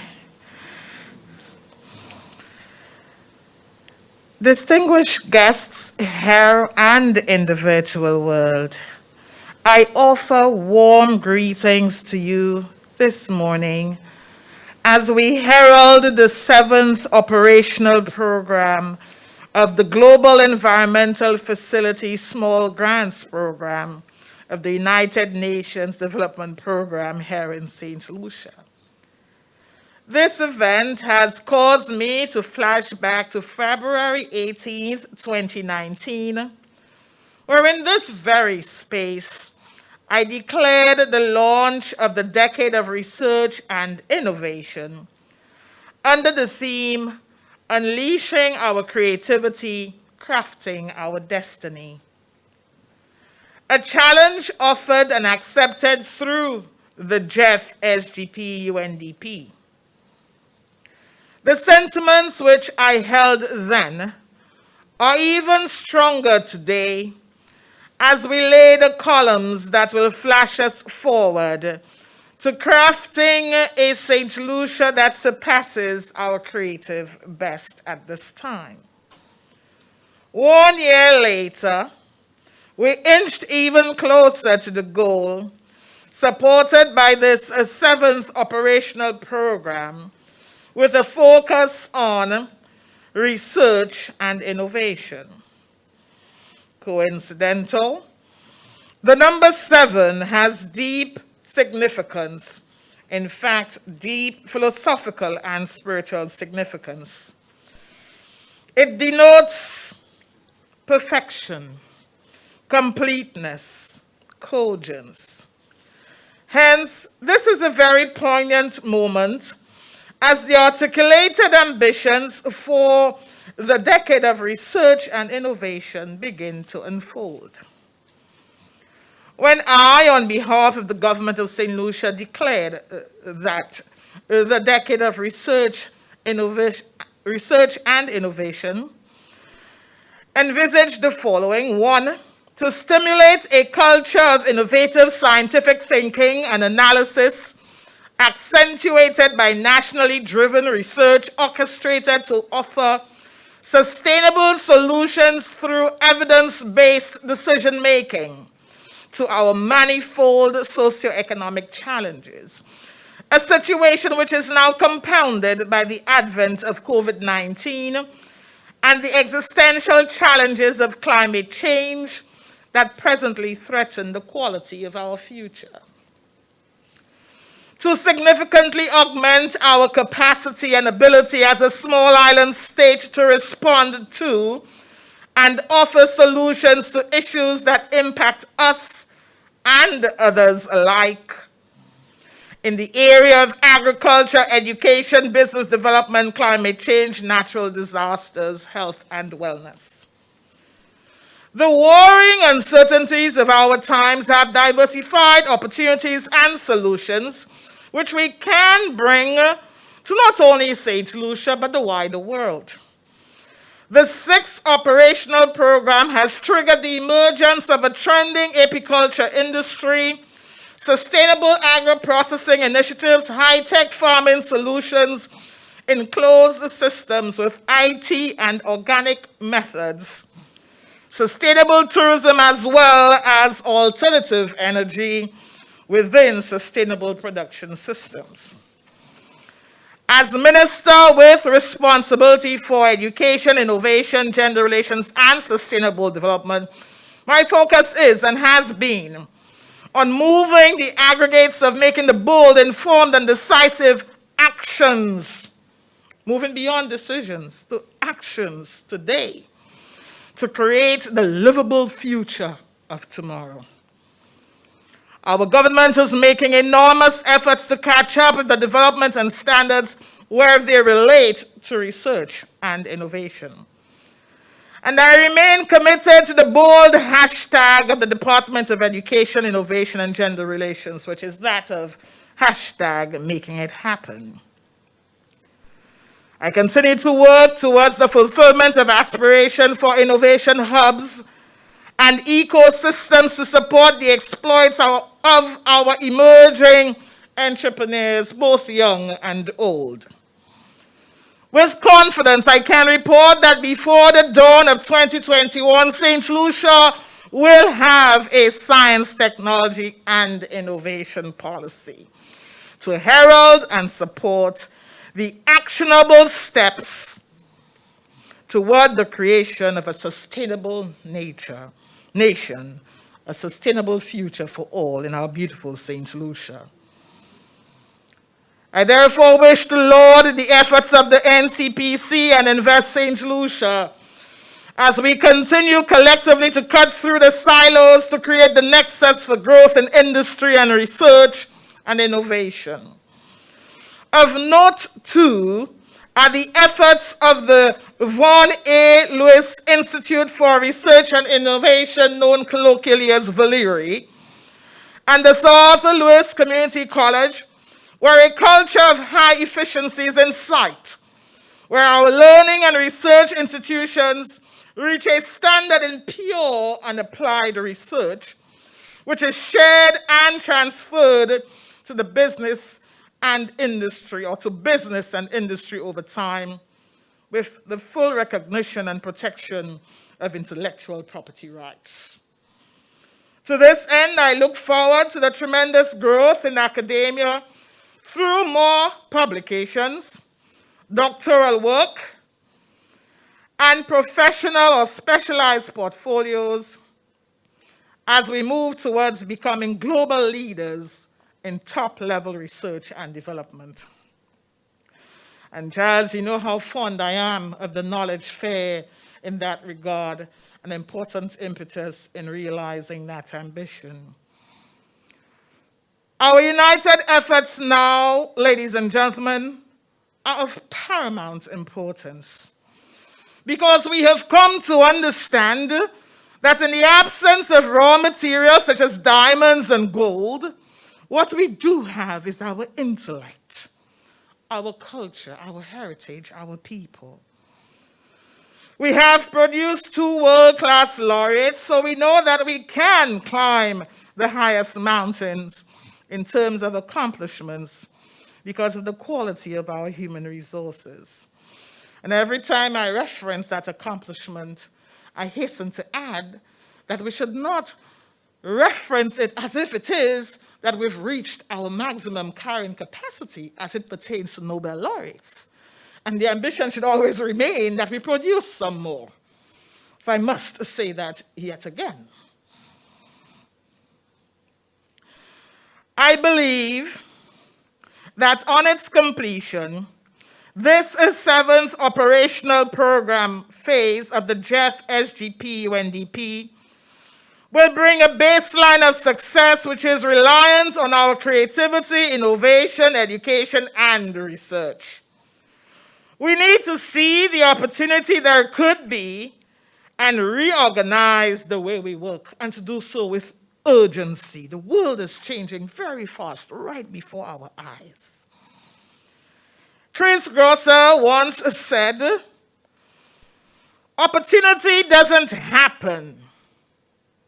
You create opportunity.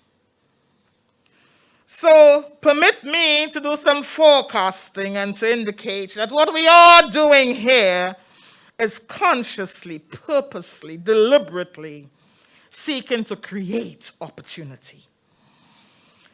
With this launch of the 7th operational program of the GEF SDG UNDP, I see a nation that facilitates demand-driven research and innovation. St. Lucia can and will become the regional leader and set the precedent in the Americas for research and innovation, supported by very brilliant people, talented people who are deliberate in their actions about being truth finders and innovators. Research and innovation will find its confidence in our culture, and we will not shrink from any challenge of the future. That the value added to products and services Through our groundbreaking work in research and innovation, we'll see St. Lucia being recognized as a learning hub, a learning nation. We anticipate a day when research and innovation will permeate all sections of society and become part of our everyday parlance. From the farmer on the banks of the Chumasay River, from where I hail, to the tour guide on the zenith of the Pitons, from the seamoss farmers on the shoreline of Poile Bay to the scholars in the innovation lab on the Mourne, and from the vendors in the city of Castries to the culinary experts at Jade Mountain. All St. Lucians will embrace the call, the movement that will transform our society into a place of learning and innovation. Today we have launched the publication by the farmers of Bellevue, and congratulations. That is an example of innovation. In the digitalized workshops of Furniture City, right there in my backyard in Lombard in Mico North, the expansion of Baron Foods offerings and augmented teaching modality that our students now follow, all of which are shifting our mindsets and bringing to the fore the new mission. When I declared the decade of research and innovation, it was with this end in mind, that during my tenure as Minister for Education, Innovation, and Gender Relations, that we as a nation would adopt the scientific mode of thinking versus the YOD mode of thinking. A scientific mode of thinking to overcome the challenges that will confront us now and in the future. This desired trend, this aspiration, is no longer optional, colleagues. It is imperative. We will and we must. On behalf of my Prime Minister and Cabinet colleagues, I wish you well, congratulations, and continue the awesome work that you've been doing in the interest of the people of this nation, our beautiful island. Thank you.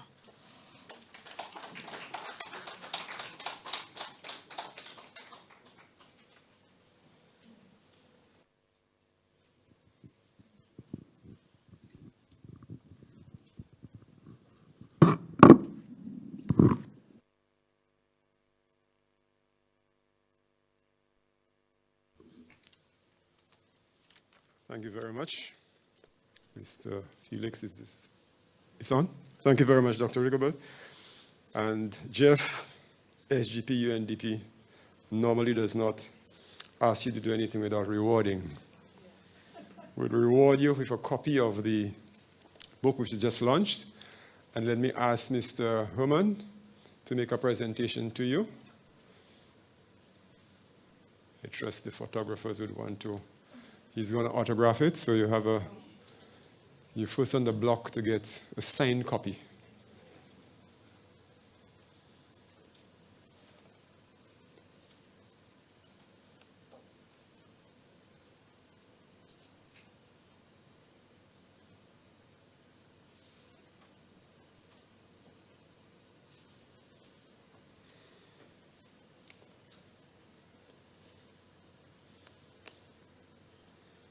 For those of you who aren't virtually, we're just witnessing Mr. Herman, who was one of the project initiators, signing the book, and he'll first present a copy to Dr. Rigobert.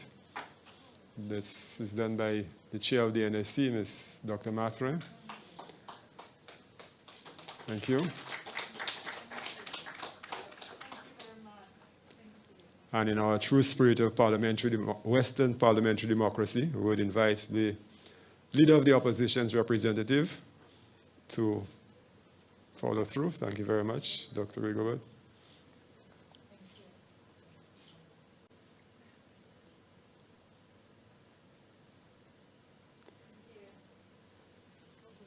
Thank you.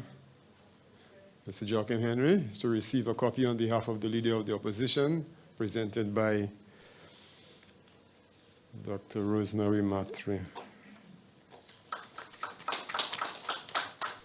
Thank you. Yes, we would now like to acknowledge Dr. Rigobert as she takes a leave to attend to matters of government or state.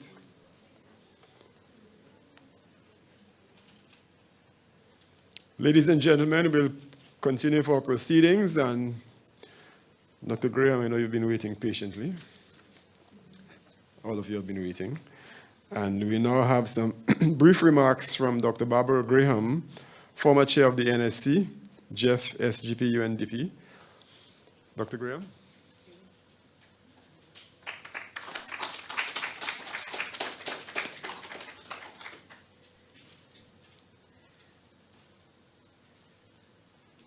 Thank you, everyone. I would like to accept the protocols which have been established, but I would also like to recognize former Governor General Dame Pearlette Louise. Thank you. You saw me doing this, and I need to explain. I am nearsighted, but I cannot see with a mask and my glasses. So I may have to remove the mask. Thank you.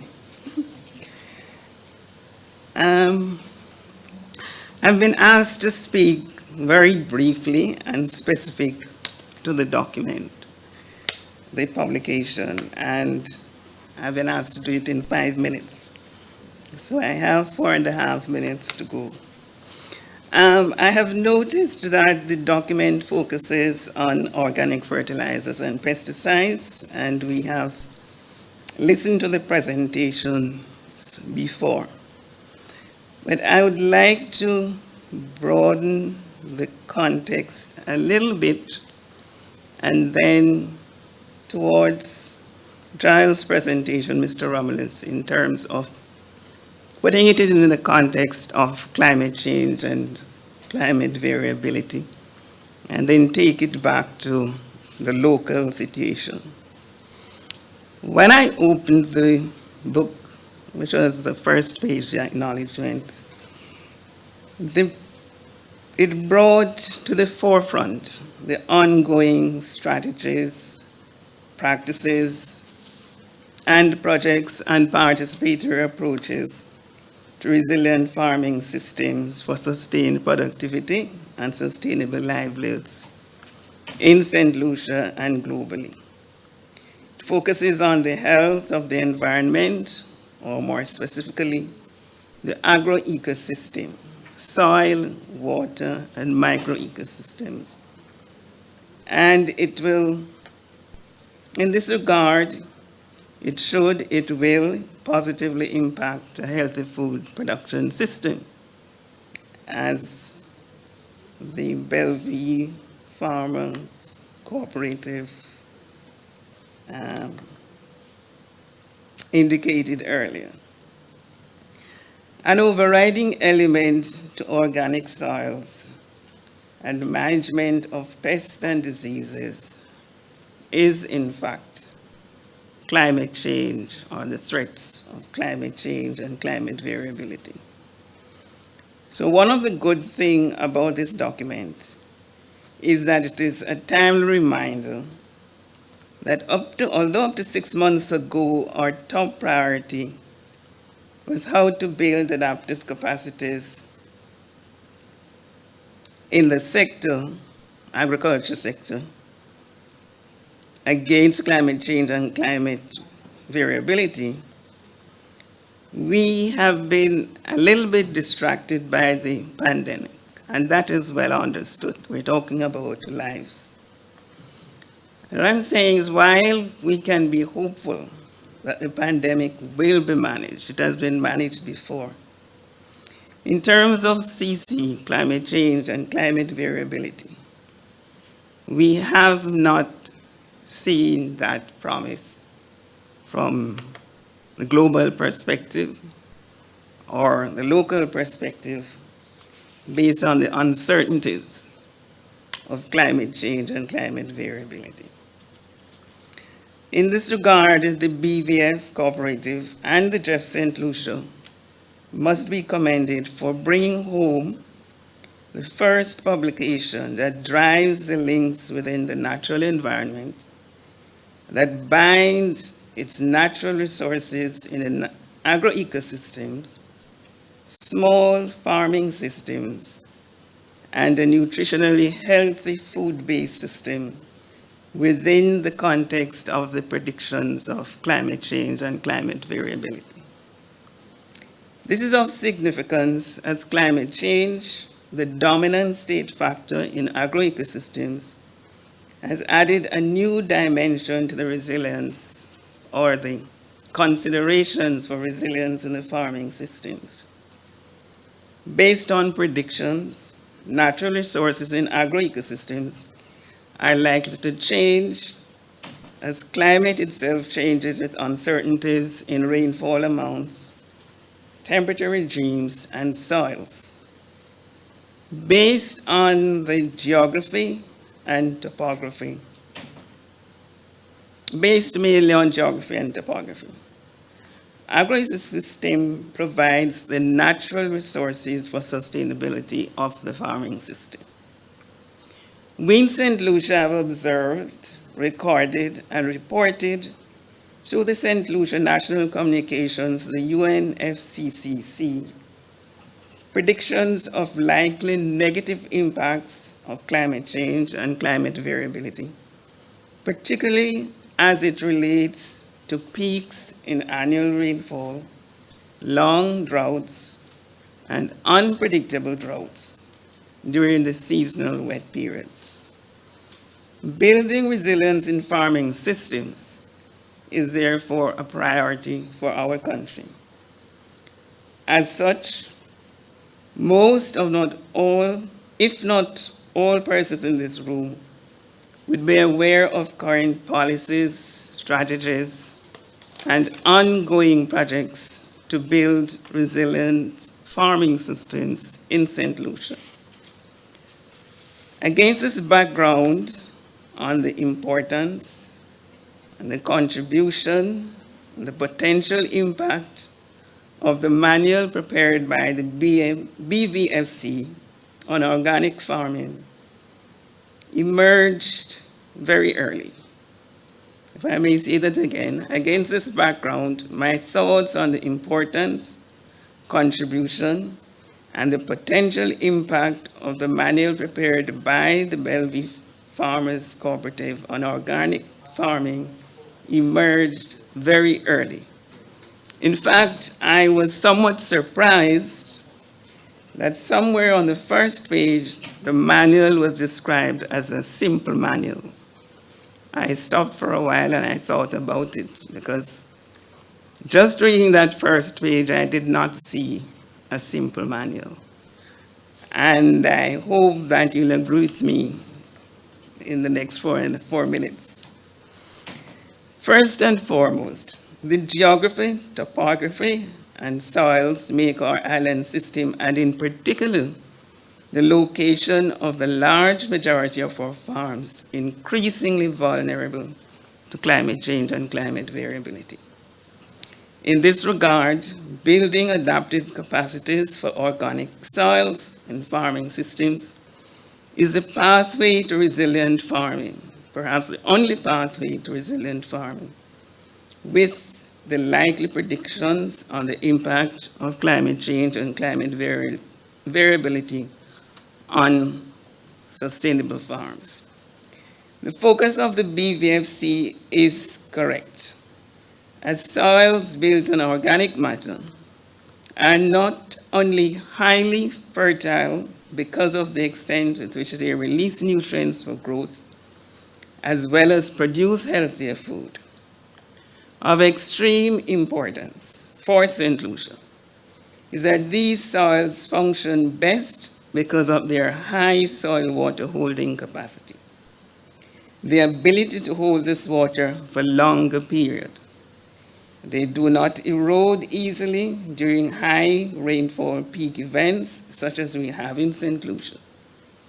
The fact that access to soil water as required for plant growth and food or forage and forage production can be a challenge for farmers, our farmers, due to unexpected dry days, even in excess of as little as 5 days.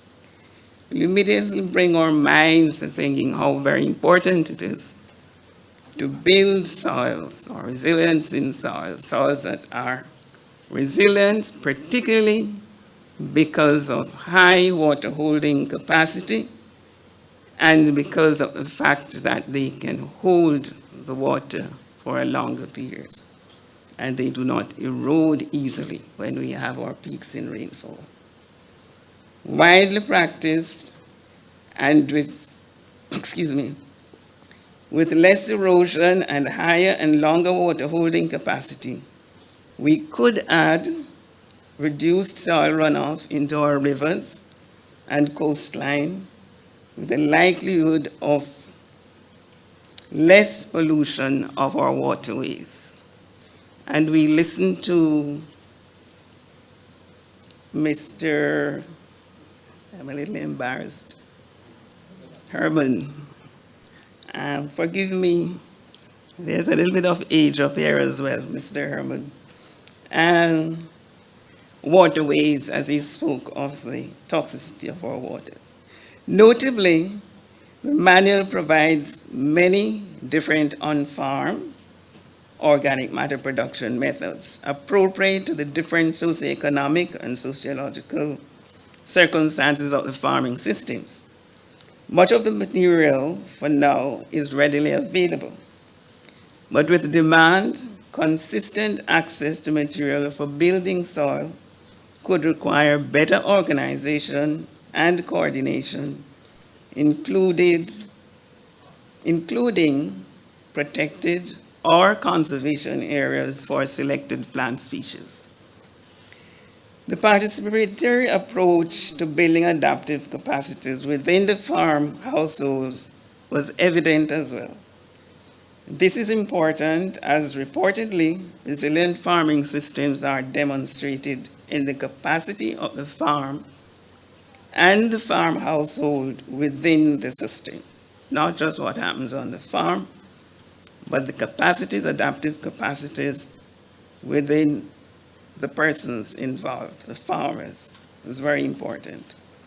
So resilient farming systems, meaning the farm household has to be considered. They are considered in the document as being the ones most likely to recover not only from the environmental shocks from climate change or climate variability, but also from economic and social shocks. Hence, the publication also takes into consideration the socio-economic and sociological circumstances of small farmers in that the inputs are often of no cost to the farmer or at much reduced cost. However, it must be borne in mind that as demand for the practice grows, and I support Mr. Herman that we will see if we are deliberate and work towards this, we will see the demand for the practice growing. A more coordinated approach to consistent supply of genetic material for the organic matter must be in place to ensure sustainable development in the demand for food and forage. So what we are saying is no building of resilience in soils against the impact of climate change, no guarantee of sustainable development to meet our demand for food and forage. This is one of the reasons why I chose to focus on the organic building for resilience in soil. This needs to be addressed in a timely manner, and I'll come back to it quickly. For resilience, with no evidence of creeping vulnerability, and this is something we have to be very careful about when we talk about building resilience. Any weaknesses which begins to become evident, to show itself, needs to be dealt with very quickly, because we can quickly fall back into vulnerability. So, for example, the situation here where we must at all times keep focus on, do we have the regeneration or generation of the material that we need to build the resilience in organic soils? Building of organic soils will therefore have to be consistent for plant growth as well as for forage in agroecosystems, or as we often more frequently refer to as the farming systems. This could mean more intensive interaction within the farming systems, as well as with the Department of Forestry, as the demand for plant genetic material may require protected or conservation areas for ongoing access to material as demand grows. It will also mean ongoing research as new materials are identified and tested. The continued role of the Departments of Extension Services and also the Research and the Development Unit of the Ministry of Agriculture are therefore foreseen. The soil testing for nutrient content and for soil water holding capacity of the built soil must continue with strong participation at the farm level to ensure that farmers are following the methods of production as so well prescribed in the organic manual, and there is no evidence of a tendency towards favoring chemical fertilizers. And this is important because the growth of the curve in building organic soils does not do that. It does that. And we don't want the farming system to become discouraged in terms of production and productivity as they wait on the process to get to that stage where research has shown that they will get beyond the chemical fertilizers curve and flatten there. It is therefore recommended that a link already established with the Farmer Field School program of the Ministry of Agriculture continue in a matter that the burden of dissemination and necessary quality control does not rest entirely with the BVFC or the farming community as such. This is particularly important as the building of organic soil in the farming system takes time to reach the level of production and foreseen productivity, and could in the early stages require the controlled and managed use of fertilizers as the building process continues towards higher levels of production. Researchers show that the curve is slow at the beginning, but can eventually exceed and flatten above the level of chemical fertilizers. Hence, the research process and development must continue, including farm records of dedicated farmers. Farmers will need to be encouraged in this process.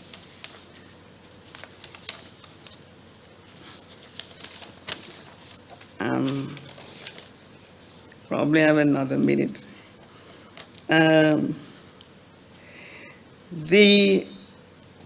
There's the well-established benefits to human health are very clear in the document, and by extension to improved food security and sustainable livelihoods.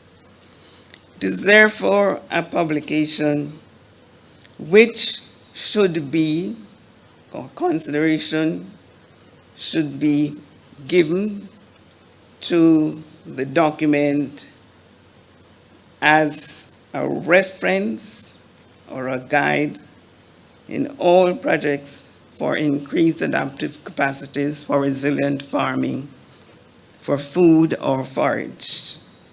And this should be promoted, as Mr. Herman said. Unfortunately, well, I shouldn't say unfortunately, to date we have not had such a document for some of us who write projects and proposals and strategies. But our references are always from elsewhere. Latin America, mostly, sometimes Jamaica. Now we have our own.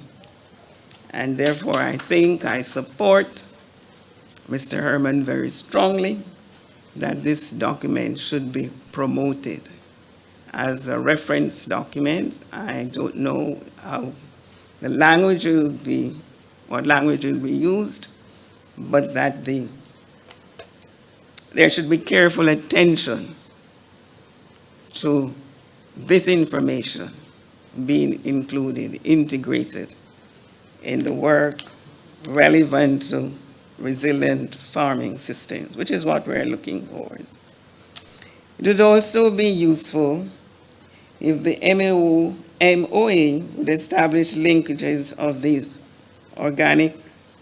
the organic farms with the food-based dietary guidelines for St. Lucia, thereby strengthening the chain for healthy diets from local production and possibly focused on reduced importation of fresh vegetables.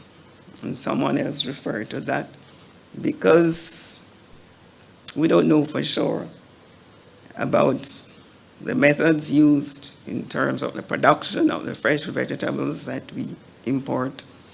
But if we know how ours are being imported, produced using these organic methods, then we will be more comfortable. It is not unforeseen that there should be next time, and I'll say this in another way. Based on my experience, and I think the experience of many persons from the agriculture sector in this room, for decades, the agriculture sector has experienced hurricanes from time to time, disasters, which have devastated the sector, the farmers and the farming systems. And we recognize the support of our international partners. They respond very quickly. But the normal response has been and continues to be hundreds and thousands of dollars of bags of fertilizers and GMO for quick recovery of the sector. I think we can foresee that if we work in a deliberate way, seriously, using this document as a basis, placing it in the policies. I'm not a policy person, meaning I don't write policies very well. Strategies, projects, proposals, activities in the communities, we can bring our country to that stage where we are recognized as a country, focusing strongly and making good strides through organic methods in our farming systems.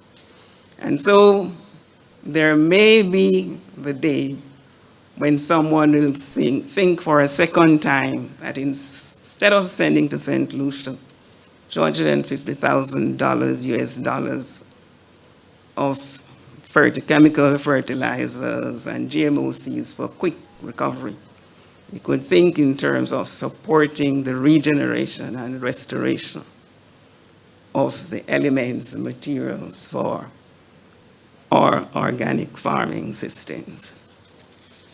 It is quite possible. I wouldn't say it's not possible.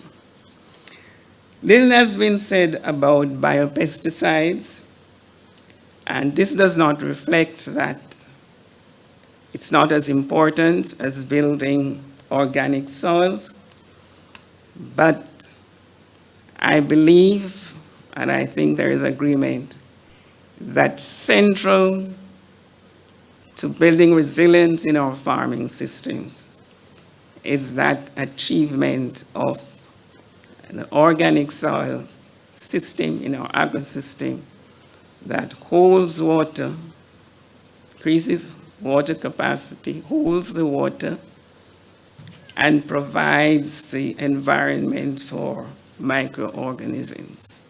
Without that, we will not have a system, an agro-system, that will support plant growth.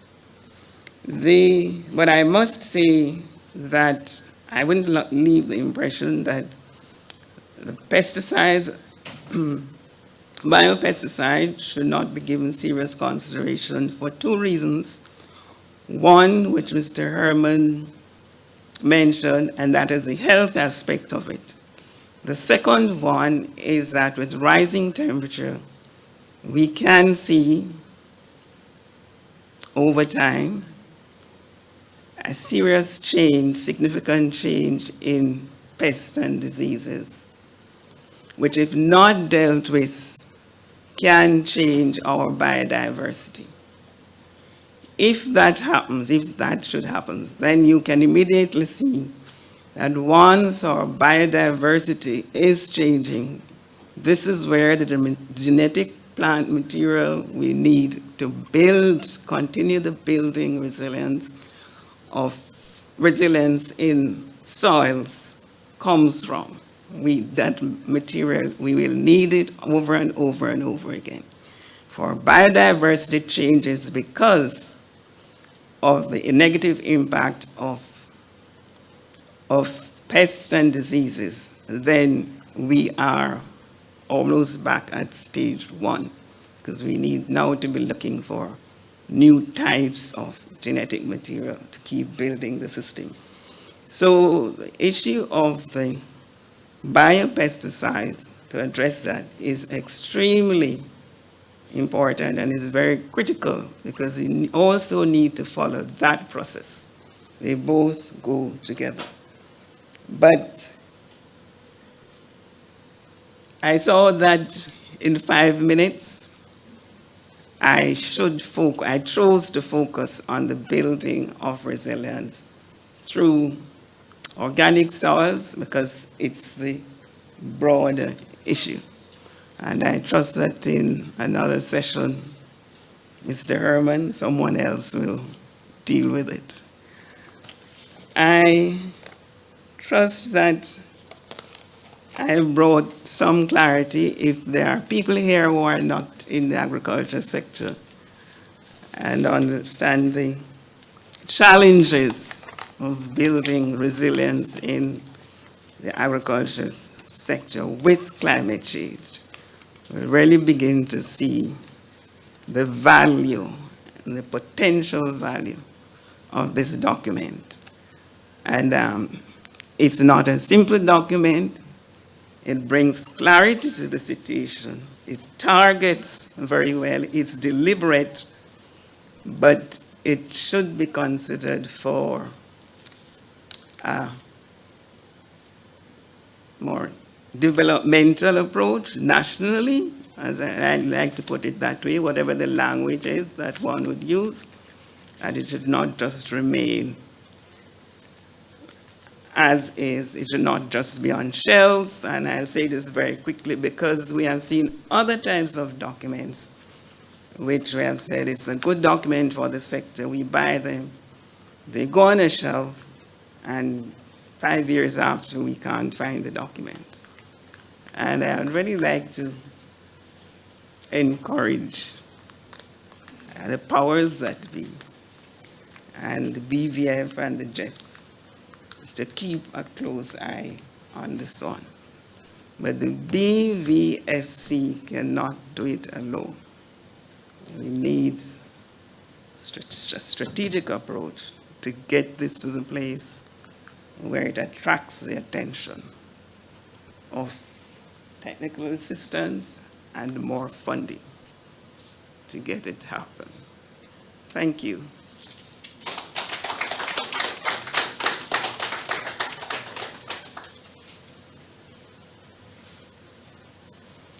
Thank you very much, Dr. Graham. And we now move to The third part of our program, you saw on your program some dotted lines which divided the program into 3 segments. We're now in chapter 3, which we really, in keeping with the tradition of the NSC, GEF, the program, the office, sorry, there's a reward for voluntary contribution. And we have 2 citations rewarding the work and recognizing and appreciating the work of former members of the National Steering Committee. The first citation will be read by Mr. Everest Jemari, a serving member of the NSC, to honor and appreciate a former member of the NSC. You'll have to come here and read it, you know.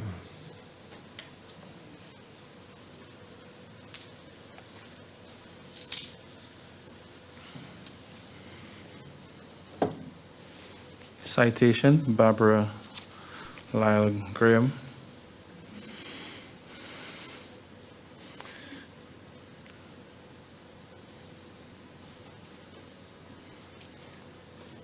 In the 5th year of the St. Lucia Country Program, Barbara became the chair of the National Steering Committee.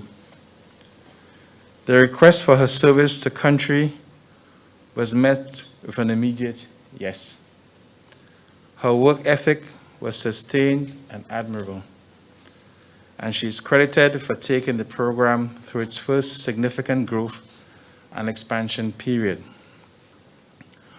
Her power was in her listening, and the sound of silence spoke volumes. Her love for farmers and the youth was undeniable, and she championed livelihoods for grantees at every opportunity. She gave of her time generously in the field and at the desk, and she shall be remembered for her meticulous nature and for ensuring that the rigor of the scientific paradigm was never compromised.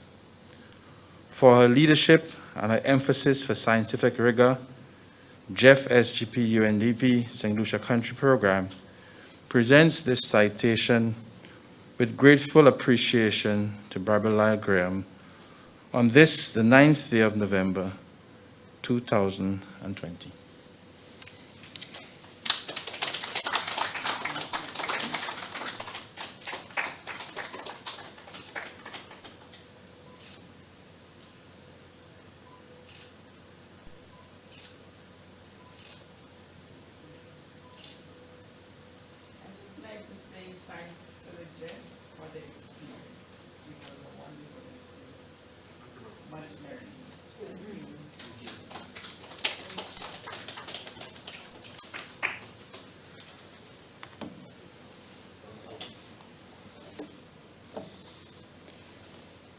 Citation, Caroline Eugene.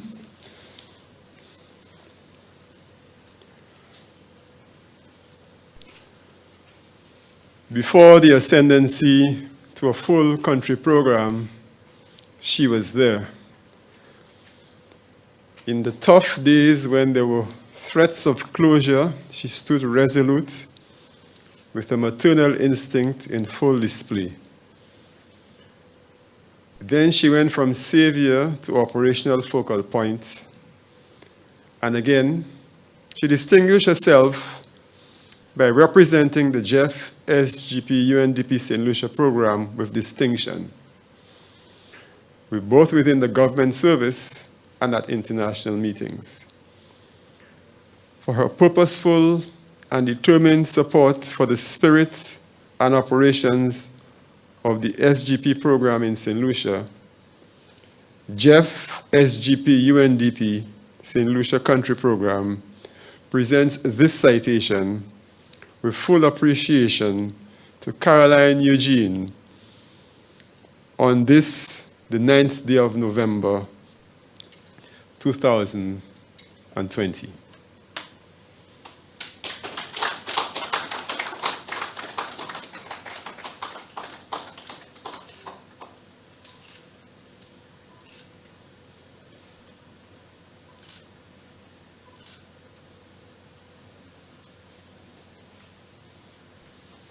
Thank you, everybody. This was a baby of mine from time immemorial. I'm happy to see that she or he has matured, and I know in capable hands right now. So I leave the process, but I am still around, and I know the work will continue as it should. Thank you. Thank you very much, Caroline, and thank you very much, Barbara. We move now to our vote of thanks to be delivered by Mrs. Anela Jamark, Program Assistant, GEF SDG UNDP.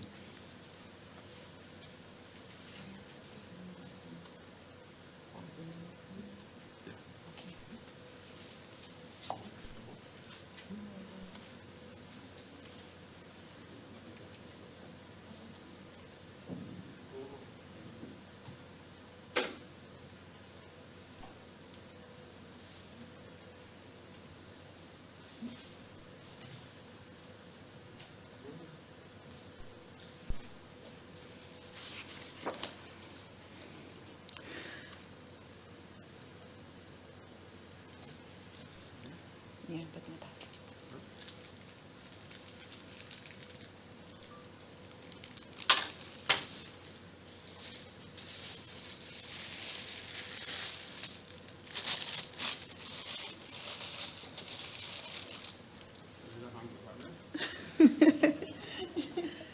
I'll hold on to it. Thank you.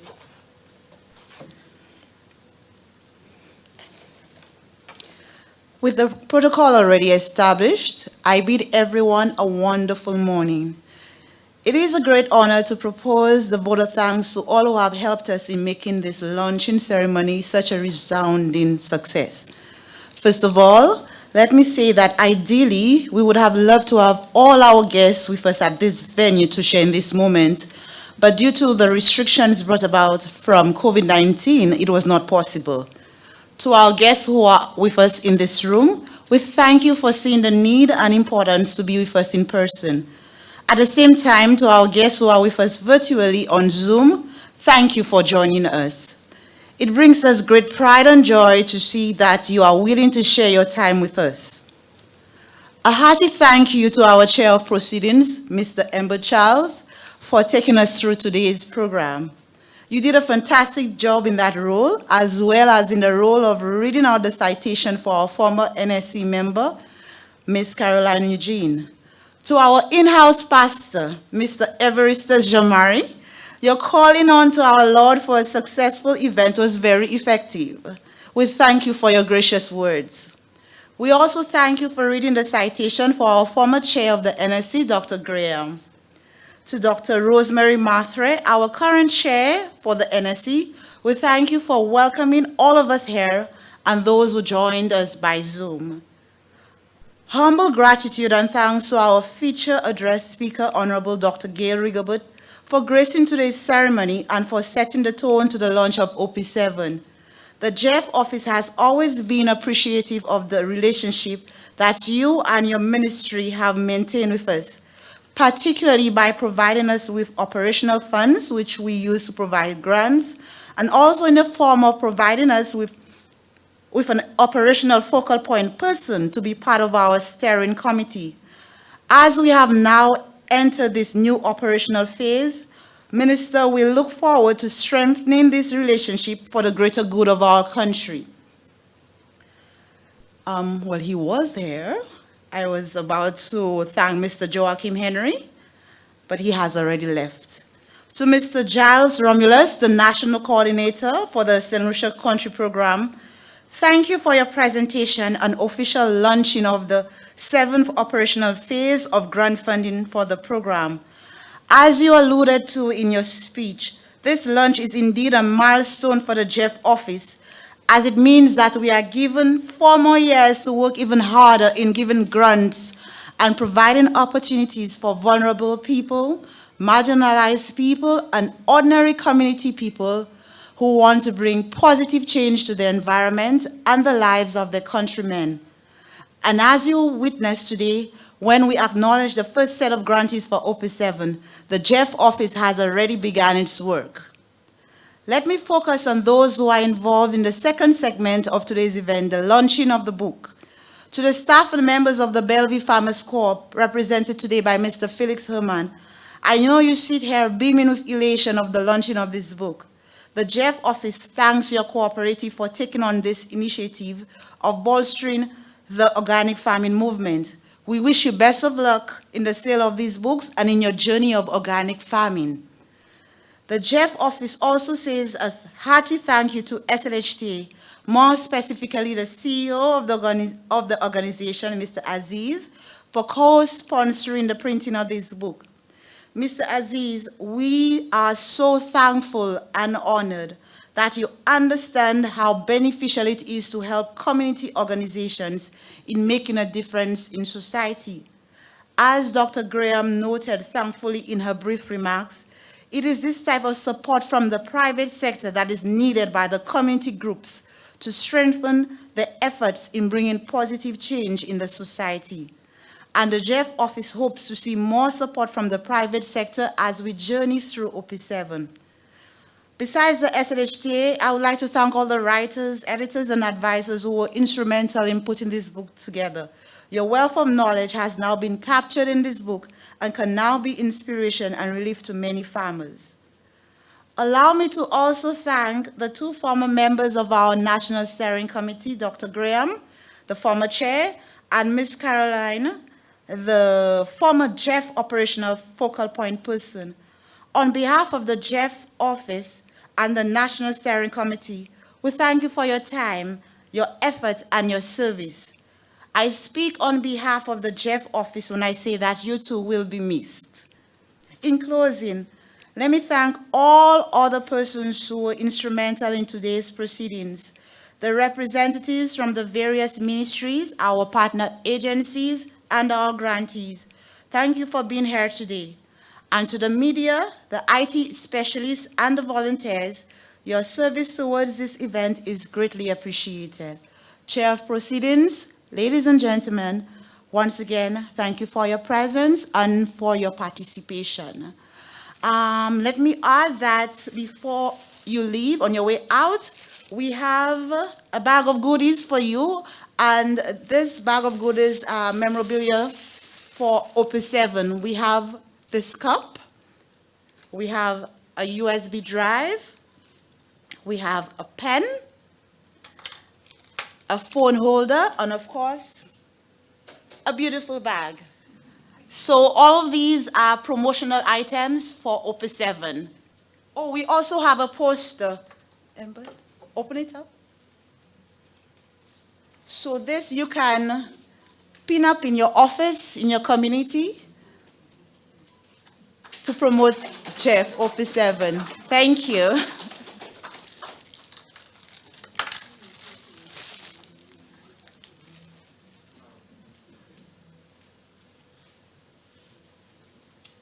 Thank you very much, Janella.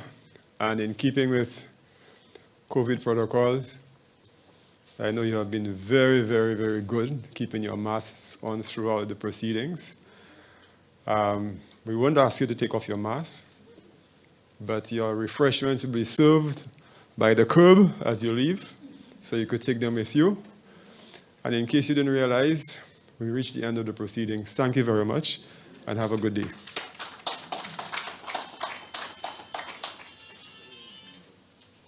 And I think I will impose on Mr. Herman to perhaps autograph some of these books.